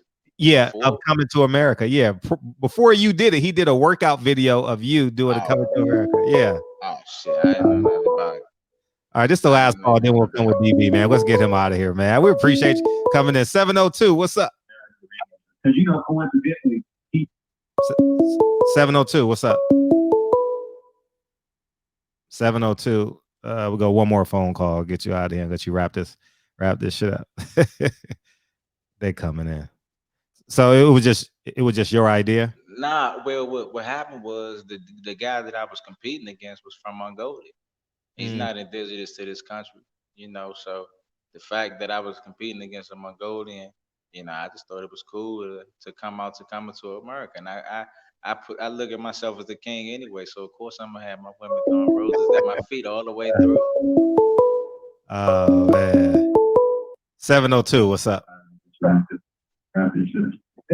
702. Hello? Yeah, you live. What's up? Okay, it's Real Deal Boxing Talk. Hey, what's up? What's up, Fred, man? Hey, how you doing? Been on in a while. I was about to say long time. It's been a long time. What's up? Yeah, man. Salute to you, brother. Mr. Gary Russell, salute to you, brother. What's up? Man, I'm loving this, man. I'm loving how you talk to Bill Haney and y'all wanna, y'all come together, put your minds together and let's make this fight happen, man. I understand. I understand it's a business part of it too, you know what I'm saying? So I can get on here and say this and that, but at the end of the day, it's a business part when it comes to this boxing. But like I said, man, both of y'all got to feed y'all families. I want to see y'all win, man. I really want to see that fight. But I had a question for you, Gary. If you can make 147, right? And I understand you probably got to make it. It might be hard for you. I wouldn't make 147. I'll just come in. I'll come in at the legal weight. At the weight that's 41. Mandatory for me to come in at to actually compete in that weight division. As long as the commissioner says okay, I don't necessarily have to be 147. I think it's like 141 or 142 or something like that. 141 or something like that. Yeah. Well, I would love to see you almost like a Mikey Garcia. Why not, if you can't get this fight and this fight, why not just go for Porter and Spence? Because they're not ducking no smoke. And just pull a Mikey Garcia and say, hey, I want that smoke. Because I'm pretty sure Spence will step up to the plate and be like, if you want to make the weight, let's do it. I'm a real fighter. I fight anybody. I like Spence, but if Spence said he wanted to fight, fuck yeah, I fight Spence. Once again, I'm a cold man, Slim. I'm a cold man. Honestly, that was never nothing that I even thought about until you brought it up. It was never. Yeah, that's why I was just saying that if you said you can make the 141 or 142, so the commissioner will say, hey, go ahead and fight. I'm saying if you throw it out there right now, I mean, we on the show. I'm pretty sure, like I said, Spence ain't ducking no smoke. Porter not. I mean, it's out there. And Sean cool too. I like Sean Porter. Porter cool. That was my roommate. Oh, in 08? That was your roommate in 08? Nah, not in 08. We was in the U.S. We was in the Junior Olympics. Okay. The Junior Olympics, man. I knocked everybody out in the Junior Olympics, and he was on the side of the ring. Every time I fought, he'd yell out the ring like, "That's my roommate." Nah, that's my man. That's cool. Sean That's cool. You know what I'm saying? Sean cool. Priceless memories. Priceless memories, man. That's what's up. I just want to see great. I just want to see greatness, man. Nah, I mean, you want whatever with the real fans. I believe, like I said, Mikey Garcia made that jump, but I believe you can make that jump and actually go win some of them 147 fights. Exactly. Like I really believe with your skill, you can outbox a few of those guys. I can do what Mikey did and move up. See, the difference is when Mikey went and fought Earl, he lost. I mean, Earl did what he wanted, but I would beat Mikey ass. Mikey's too slow. I would beat Mikey ass. They think he's strong. He was gonna come in there and get in conditioning. Once again, some good athlete shit. You know what I'm saying? Get in conditioning and just try to come forward and just try to punch when he punched. What you gonna try? Throw punches when I punch or something? That shit not gonna work. You need more than that to fuck with me. So would you say that like the old school fights, fighters come in, the best fight the best, right? That's the old school. So what would you say as of right now, with you being in the boxing game? What is it just the money? Is this what it come to? Like, I want to make the money and I don't want to take a chance and get that L. Is that why we're not seeing the great fights? Because I feel like there's only 3 or 4 fighters that really stepping up to the plate and like, man, I'll fight whoever. You throw it out there, I'm gonna fight you. I feel like it's only 3 or 4, and you one of the 4. I think it's a little bit of both. To be honest with you, it's a little bit of both because regardless of whatever, this is our profession. Whatever your profession is, you want to make sure you get compensated for it. So you definitely want to get paid at the end of the day. But it goes a little deeper because it's not quite a job for me. I love what I do, so I don't look at it as a job. So sometimes if somebody were to say something slick out their mouth or a fighter say they want to fight me, I don't think about the money right then and there. I just think, stop playing with me. I know you can't fuck with me. Yeah, I know you can't fuck with me. Hell yeah, the my inner competitor come out, my inner warrior come out at that point. Right. Like, Nah. You know what I'm saying? I'm trying to work. Let's see what it is. I'm one of them guys that get up for the possibility to do something amazing. What I'm saying? So it's almost like, are you getting that Mikey Garcia chance, or even that Lomachenko, like you said, his skin complexion? It seems like, and Fred, I ain't gonna go too deep. I know you say you don't want to go too deep in this, but just at the end of the day, we African American. You know what I'm saying? You think that's blocking your destiny, your greatness, what you can be?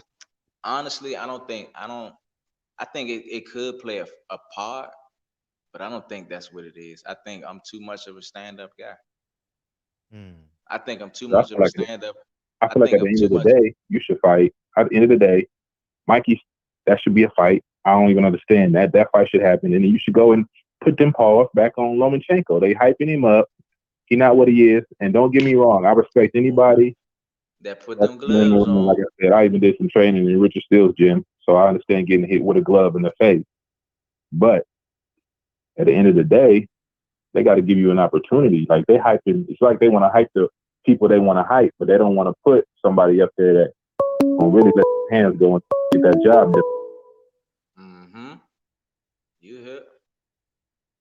Appreciate the call. Yes, sir. I'm out. I appreciate the call. Super chat. We're going to take one more call because 202, this is your last call. He been calling in all night. Gary Russell, send H Money a contract. I'll pay $200 for the Gary Russell versus H Money pay-per-view. Sign a contract. That was the 2 callers before it when he got excited.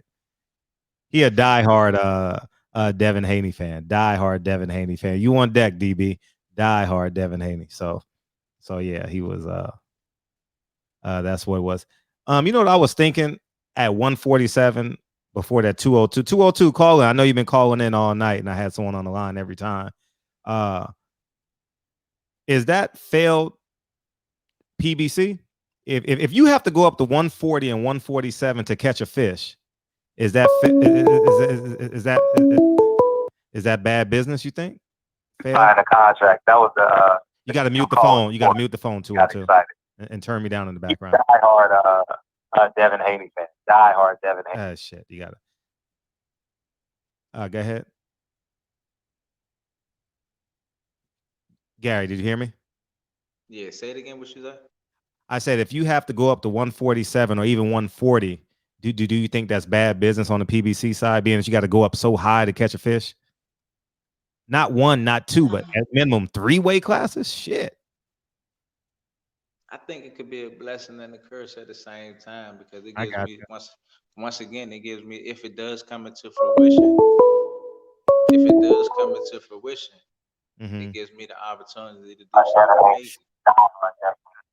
202, what's up? You got to mute the background. What's up? Oh, my bad. Well, what's up, Gary? What's up, Slam? What's good with you? Just a quick question. What about you fighting Tank Davis? Is that on the radar? That's been on the radar for the last, I don't know how many years. That's been on the radar. They just don't want to fight me, big homie. DB calling.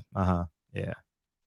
Oh, okay. Well, are you still with Al Heyman, or who you with as far as promoter? Man, you gonna have to go watch this show, man. You gonna have to watch the show, man. Man, we done answered all your questions, man. Go back and as soon as I came in late. I know this, we got all your answers for you. You know what I mean? You know what I mean? She got big titties, fat ass, and a beautiful face. Just go to the beginning of the show. All right. All right. Okay, peace. cool. Peace, all right, peace. Man, we appreciate you coming on, man. We got this thing where DB calls in and wraps up the show, man. Oh, and I just want to say thank you for coming on, man. We genuinely appreciate you, man. It's a fan-friendly show, man. And I love the fact that it's a community. Like I always tell everybody, like everyone produces the show, you know, and on behalf of the thousands that were in here tonight, man, thank you for coming on, man, and hanging out with us tonight, man. Genuinely appreciate you. Go ahead, DB. You and Gary Russell. Go ahead, homie. Gary Russell, what's up, bro? What's up, man? Oh, man, feeling good. So if you call me slim, I feel good. During this quarantine, I done gained about 100 pounds. I went from a lightweight to a heavyweight. So call me slim as much as you want to. See, that's that DC slang shit, man. But I got you, Slim. Come on, man. You good, man. All right, so my first question is, I want to talk about Al Heyman just for a second. So when you have a conversation with Al, is the goal to just tell Al who you want to fight and then let him work out the logistics? Kind of, sort of. It pretty much goes that way. I'll just pretty much tell him, like, look, Al, I'm real interested in fighting this guy. I'm interested in fighting him. This is a fight that I want. Woo-de-woo. He'll go and talk to them and see if they open for it. If they open to make a fight happen or not. You know, cool. And then when Al gets back to you, does he say this person turned down the fight, or does he say this person wants more money? This person they want to be the A side. This person wants to be in a certain arena. When he comes back to you, what's the feedback that you get? Well, in most cases, it's been these people don't want to fight. You know what I'm saying? They didn't want to fight. You know, so it hasn't been a thing about, well, the money ain't right or this, that, and the third. In most cases, you deal with the finances or something not being all the way correct when the fight goes to like a purse bid or something like that. If the fight goes to a purse bid or something like that, then that's when all of that stuff come into play. But for the most part, everybody we've been saying that we've been trying to fight, it ain't been coming into fruition. They didn't want to fight, or they just end up fighting somebody else. So it's a talent and competitive thing. They don't want a tough fight, basically, right? Pretty much. That's why I say the sport of boxing is getting weak. And you got a lot of the managers and promoters that's starting to like protect these fighters. You know what I'm saying? By letting these fighters fight certain guys. They try to be strategic with who these guys fight just to try to build their name and build their record and all that. I'm not trying to be strategic with none of this shit. Line their ass up. Line them up. Okay, so I'm sorry, I didn't mean to cut you off. I think this kind of leads into my next question, and it may be a layered question. So what is the boxing manager's job? We know what the promoter's job is, but what is the boxing manager's primary 3 or 4 goals for his client? Oh, man. I mean, he's supposed to help manage your shit. Make sure that you got everything that you need situated. In my particular situation, I don't have a manager nor a promoter. I don't have a manager nor a promoter. I don't have a manager or promoter. We pretty much freelance promoters. We'll sublease a promoter whenever we compete. Right. So is the manager's job also to help you? Because so I come from the mixed martial arts world. So in MMA, your manager is the person that gets you the fights. So is that the same thing that's supposed to happen? Yeah, that's the same thing that happens. The manager job like gets you the fights, and the promoter, of course, like goes and promotes everything and stuff like that. But the manager would be the one that'll go out there and try to get the fights and stuff like that. Okay. So which takes me to the next thing. So if Bill Haney is Devin Haney's manager, I know we look at him and that's his father, but he's also his manager. So wouldn't he be a proactive manager to have made this phone call to start to get this conversation going again? Because it's his manager. I know we look at him as his father, but if he's his manager, isn't that his duty to get on the phone and say, hey, G, let's start the conversation again? Yeah, it would be. If he was his manager, it would be. But I don't know what all logistics they got going on. I know they tied into Eddie Hearns, and that gives Eddie Hearns the leverage to kind of manipulate and move Devin somewhat. You know what I'm saying? He got some say-so with what Devin does and whatnot. So that plays a part. That plays a part. So I'm not sure what the logistics is on that. But I do know on my end, we was definitely reaching out to Devin Haney, and we was going back and forth. To Bill Haney, and we was going back and forth because I'm really trying to make the fight happen. Yeah. I know. I heard about those dudes in California. I heard they don't duck no smoke. So I'm pretty sure that he's going to take the fight eventually if y'all get all the little things squared away. So what stops Lomachenko rematch? Managers and promoters.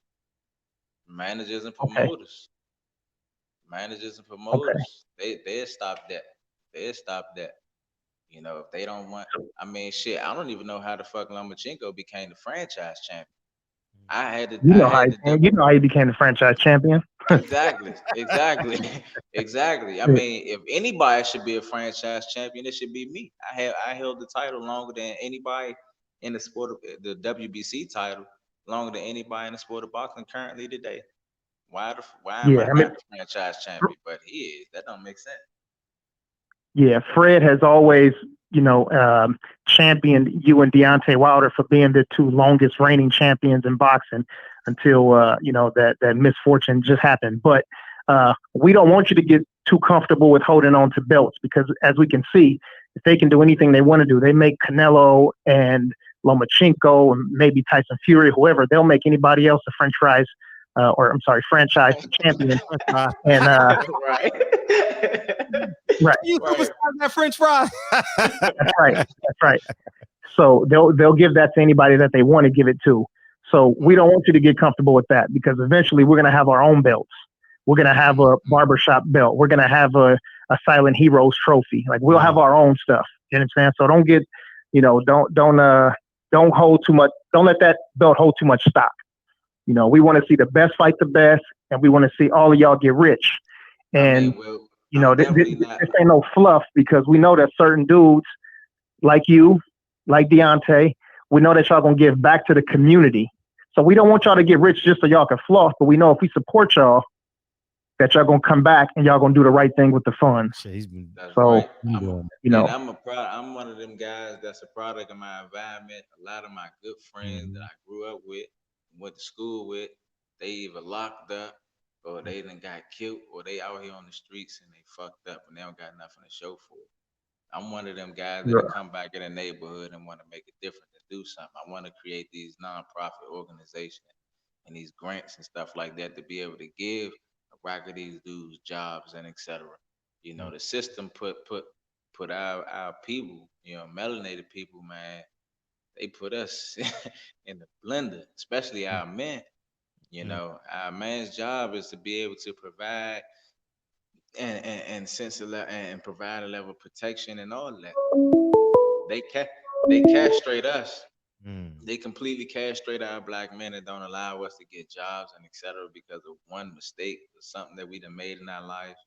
Now we can't even get no jobs. We got babies, children, etc. We can't even provide for them because won't nobody hire us. I want to be that guy to be that helping hand to my people that made the mistakes in their life and stuff like that. I want to be that guy. That's the Gary Russell we've been looking for the last 2 or 3 hours. That's what I'm talking about. So no, this is a good segue. So once boxing is all said and done, and you worth buku millions, what are you gonna do? That's exactly what I want. That's what I want to do. I want. Okay. I'm a product of my environment. My environment molded me into the individual in which that I am. I want to be able to give back. I want to be able to give back to my people. I want to be able to give back to my friends. And it's so crazy, man. Everybody got this crazy thing to make millions and be filthy rich and all that stuff. I never really had the dream to do that. No bull. I never really had a dream. All I want to do is I want to be able to help the people that I care about and I love. You know what I'm saying? And be able to provide a sense of financial stability, give information and wisdom to the people that I care about and that I love, and even my friends and stuff and associates. And I want to be able to be comfortable and do it to the day that I leave this planet. I just want to be able to help people out. You know what I'm saying? Just give information. You know what I'm saying? This boxing is something that I like to do because it helped channel my aggression. You know what I'm saying? I'm a real aggressive type person. I've learned how to. Hell yeah! I learned how to I learned how to control it and put it in a ball. You know what I'm saying? So when certain stuff come, I know how to deal with certain situations differently because of boxing. When dudes come and they talking real reckless and saying stuff out their mouth, it's certain ways to deal with it. I learned how to deal with that. At one point, I just fuck somebody up, like for real. But it took for me to learn this sport, man. I needed this. I needed this in my life, man. I was a real aggressive child. I'm glad that my father and my mother, they was just astute enough to say, man, look, we need to channel this energy, put him in. He need to do karate or something of some type of contact, something, And I took a liking to it, and I was able to harness all of it. Beautiful. Okay, so man, this is beautiful. And I wish I would have been able to call in earlier, but I know I'm going to be the last call of the day. So very specific questions for you. And this is a question that I want you to give us a real answer to. I know it's easy to give us a champion's answer, but I want you to give us this. I always give 100 real answers. I ain't gonna bullshit, not nothing. Okay, who's the toughest fight for you at 130, and who's the toughest fight for you at 135? Myself. you knew he was gonna say that, nigga. What the hell are you talking about? And before Gary Russell get out there, the Haney Faney has responded. They say 1, Make sure you talk to Al. That's one. And two, one thing for certain, two things for sure. We have never, nor will we ever duck you or anyone else. That's Haney Jr. That's Otis, bro. You know. Hey, that's what's up. That's what's up. That's good. About time a fighter is acting like a fighter. Well, actually, that's not even him. That's his somebody oldest else. son. That's his oldest Yeah, son. I take it back. Everybody else keep talking for people. I forgot. He coming in tomorrow. Hey, Devin, you gonna have to come in tomorrow and respond, dog. And if you don't come in tomorrow, shit, I don't know when you come in on the show. The schedule's full. So, nigga, Nah, he gonna come in tomorrow. He gonna tomorrow's come in. the only option you have, Mr. Haney. He's gonna come in tomorrow because his father seen what happened. And his father gonna say, "You better get on that motherfucking show. Say something."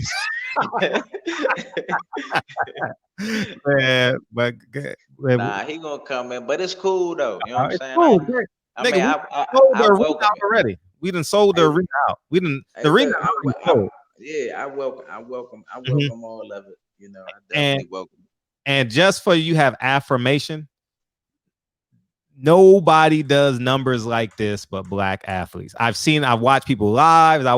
Don't nobody, if Deontay, you or Earl come on this motherfucker, the whole boxing world stops. The whole boxing world stopped tonight. It's 3:00 in the morning on the furthest spot in America.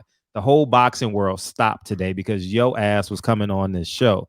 And they say black people don't sell. Well, you got 2,000 more other channels to go to tonight, but y'all motherfuckers came in here tonight. Why? Because Mr. Gary Russell Jr. was here, and that is a stone cold fact. So thank you, man. Any last things, DB? Yep. Last two things.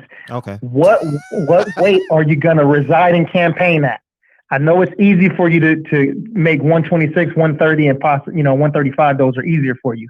But where are you gonna stay at for the most part? Because once we get Dev and Tank and Shakur, and once we start getting all the other guys on the show and start interviewing these guys, we already know that some answers are going to be, well, he's fighting at 130 and I'm at 147, or he's fighting at 126 and I'm at 130. This is the thing. Where are you going to stay at for the most part? Everybody want to talk about what weight somebody at. People not hearing what the fuck I'm saying. I don't care what weight you in. I will meet you at whatever weight you at to fight you. It doesn't matter. I don't care if you're at 126. I don't care if you're at 130. I don't care if you're at 135. I don't care if you're at 140. And if the fight makes sense, I will meet you at 47. I told you I would fight. I will fight Mikey Garcia at 147. If he wouldn't want to fight me at 140, I would meet him at 147. I will fight an Adrian Broner at a 147 if he don't want to fight me at 140.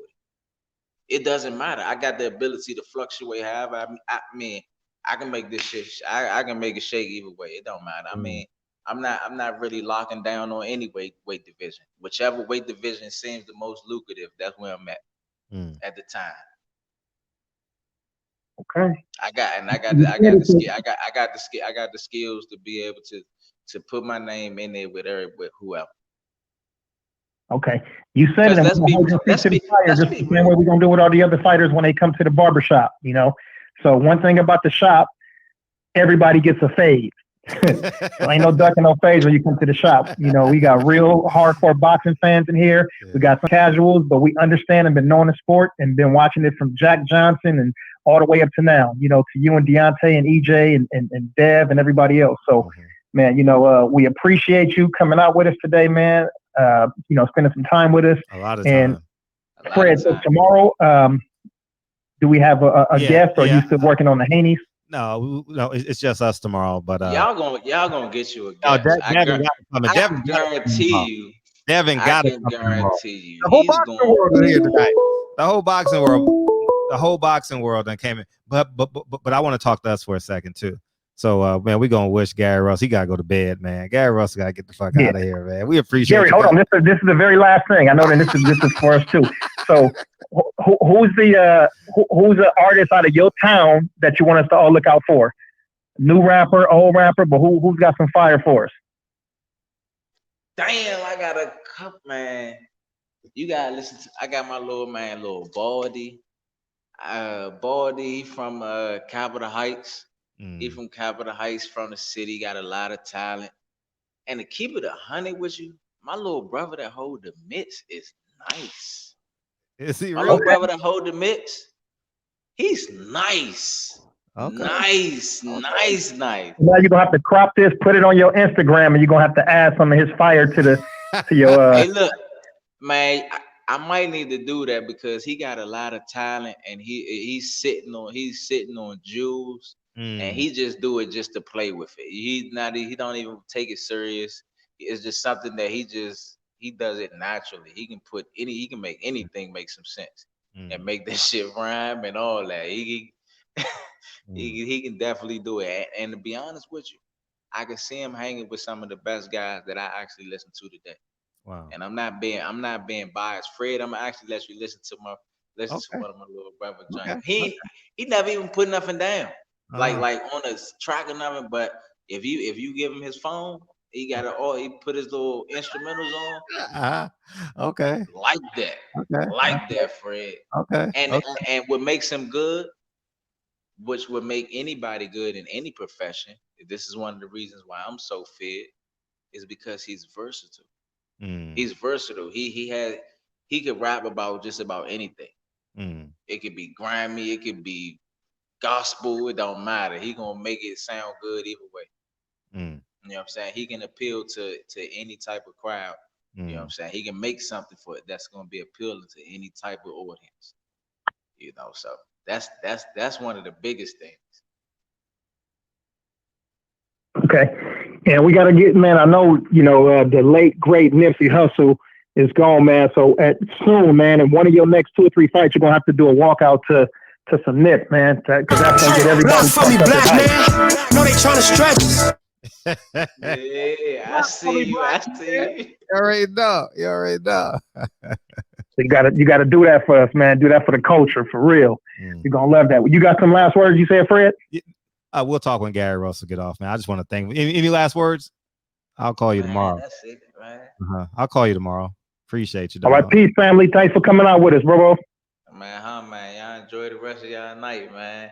Y'all know what it is. Fred, we always got classics, man. Always classics, right? Yeah. I knew it. To all y'all suckers, stop playing. Y'all see what it is. I'm really pulling up on motherfuckers. I'm calling people's daddies, asking them to fight their sons and all that. Like, what's up? Let's make it happen. Hey, this shit real. This shit real. Hey, somebody in the chat. I know you go this last thing. Someone in the chat said, when you put your arm around Leo Santa Cruz daddy, he said, "Hey Gary, that's not my daddy." Hey, that's funny. Hey, y'all. hey, young people crazy, man. Oh man, I love you, dog. Man, I appreciate you coming on tonight, dog. Oh man, enjoy the rest of y'all night, man. Free, I'll call you tomorrow, dog. All right, what? Peace. All right, peace. Oh man, how I get him out of here? Okay, yeah, man. What a show, man! Give yourselves a round of applause. I just wanted us to breathe for a second. You know what I mean? Take a deep breath. I'm gonna call Mr. Haney when I get off and see if I can get Devin on tomorrow because he got to respond. Devin can't be like these motherfucking white boys and shit, which he's not. You know, I don't think. No, he won't. He won't. Devin is a product of Bill. You know what I'm saying? And Bill ain't no punk. Yeah. So, like I said, that's not just his father. He's also his manager. So his job is to manage Devin's career. So he heard something, and him being a real father, a strong black man, and also California. So he called in and repped for his son and for his client. You know what I'm saying? And Gary Russell stayed there, and I don't care about the energy changing, and these dudes. It's not for us to be hearing these dudes fuss and fight. That ain't what it's about. It's about having a conversation and dialogue to open up an opportunity for these dudes to get in the ring and square off. You know what I'm saying? Like, that's what it's all about. And it's just guaranteed. See, people say, "Oh, Devin can't sell. Oh, Gary Russell don't sell. Oh, Tank Davis don't sell. Black fighters, nigga." The whole boxing world stopped tonight, dog. You know what I mean? Yeah, I loved it, man. It took us, what's funny is I came in, of course, I came in first to start getting all the equipment and stuff shined up for the show. Yeah. And it took a while, like for the 5 minutes, it was lower numbers than what we usually have to start. And then 10 minutes in, that shit just jumped up from like 10 to like 110. And then it jumped up again to like 600. I was like, God damn, everybody was in here. Dude, whenever he and I do interviews and we got time on our hands, classics, man. Always. I'm gonna be sitting in the first, I'll probably be in the second row when he gets inducted into the Hall of Fame, man, because I've learned a lot interviewing with him about just being pacing, like pace of the interview, and sticking your teeth in it, as they say, So yeah, it's his fighting skills are A1. His big time. He seems solid as a dude.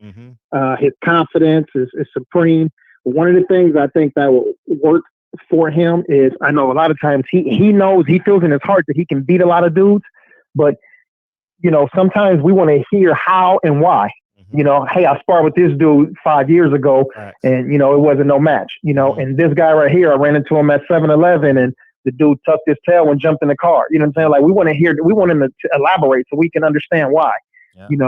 And we're not hearing them elaborate, so it's like, man, well, how you figure you can do this? I got you. You know what I'm saying? Yeah, that's right. So, because everybody gonna talk their shit from a distance, but I think once he started elaborating and really let us in, then he'll gain some more fans. Facts, big facts. Anyway, but yeah, go ahead. What you say? No, I was just saying it was a great show, and I'm just appreciative to y'all, man, that we built this community, man.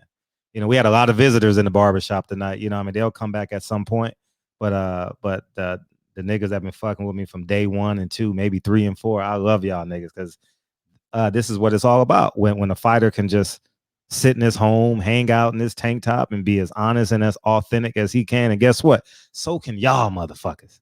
You know what I mean? You ain't got to be like, well, this is the champion of the world. Nah, nigga, this is our house, and we are inviting the guests in, and we're going to be respectful, but this is our house, and I'm glad that y'all niggas take ownership in this. Like, for real. Like, I love this shit. Love it. I'm forever grateful to you, DB, and you're a reflection of everyone else. Because every night it's a 200, 300 in here every night, just us hanging out. Probably 1,500 of us. Tonight it's gonna be over 10,000. You know what I mean? And but the fact that we built this shit, how beautiful we built this shit. You know what I mean? And it's just a beautiful thing. And I'm always gonna say it. I'm always going to say it. You know what I mean? We produce this show every fucking night together. Whether we sink or whether we swim, we produce this motherfucker, DB, and it's great. By the way, Asia Math did call in Reggie Owens. Yeah, that's who that just called. P Good. What up, Cash G, Mark Wonderlick, my brother Mir, Dave Jack, Kenyatta Ali. We had the Queens in here. Had Unique Dawn, Patty, and Patricia Sheldon. I think we had like 2 or 3 other sisters in here too. So we had the Queens in the house tonight. Man, Double R, the brother Real Rap, Reggie Owens, G Brown. Man, we had a great show, man. I love this shit. I can't wait to see y'all in less than 24 hours. Yeah, so, I was almost on. Appreciate you, big homie. Appreciate you, DV. Hey, Mr. Shogun. Remember K, Unique Don, Real Rap. What's up? H Money's a regular, dog. H Money's, hey, he in here every night, dog. G Brown, Lon A, Dave Jack, Kenyatta Ali, Rob, Gifted, Reggie Owens, Fly High, DOG, Remember KO. Make sure you hit the like button on the way out, dog. Unique Don, Boxing Straight Right, Laval Adams, man.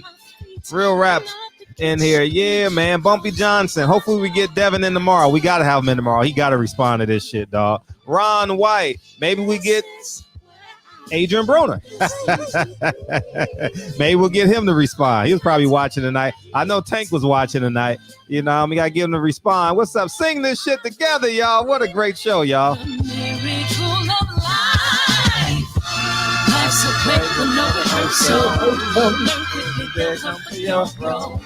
Games to play, you take it personal.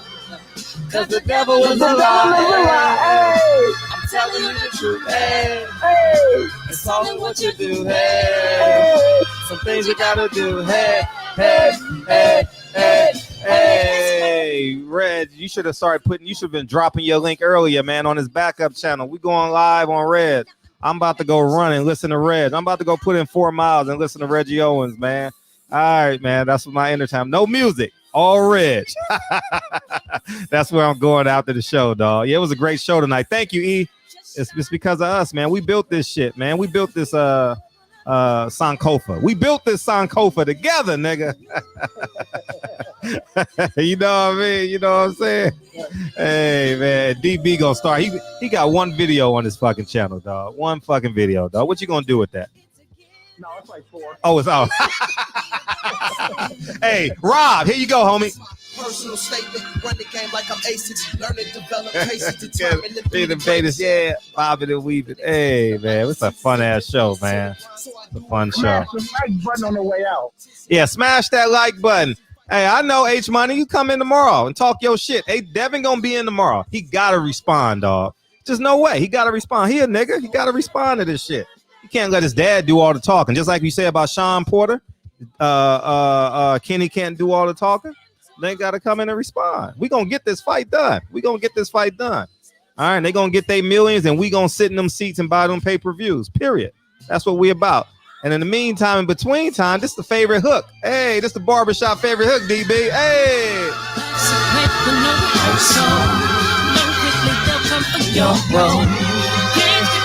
Take it personal, cause the devil is a liar. I'm telling you the truth, hey. It's all in what you do, hey. Some things you gotta do, hey. We did this shit together, dog. How special is this, man? Appreciate you, big homie. Like button, hit the thumbs down. Just hit one of the buttons. Yeah, hit one of the buttons, nigga. God damn. Hit one of them. Fred Jones family. See y'all in less than 24 hours. Yeah, see you in 21 hours, dog. Love you, man. Appreciate y'all, man. Love you, bro.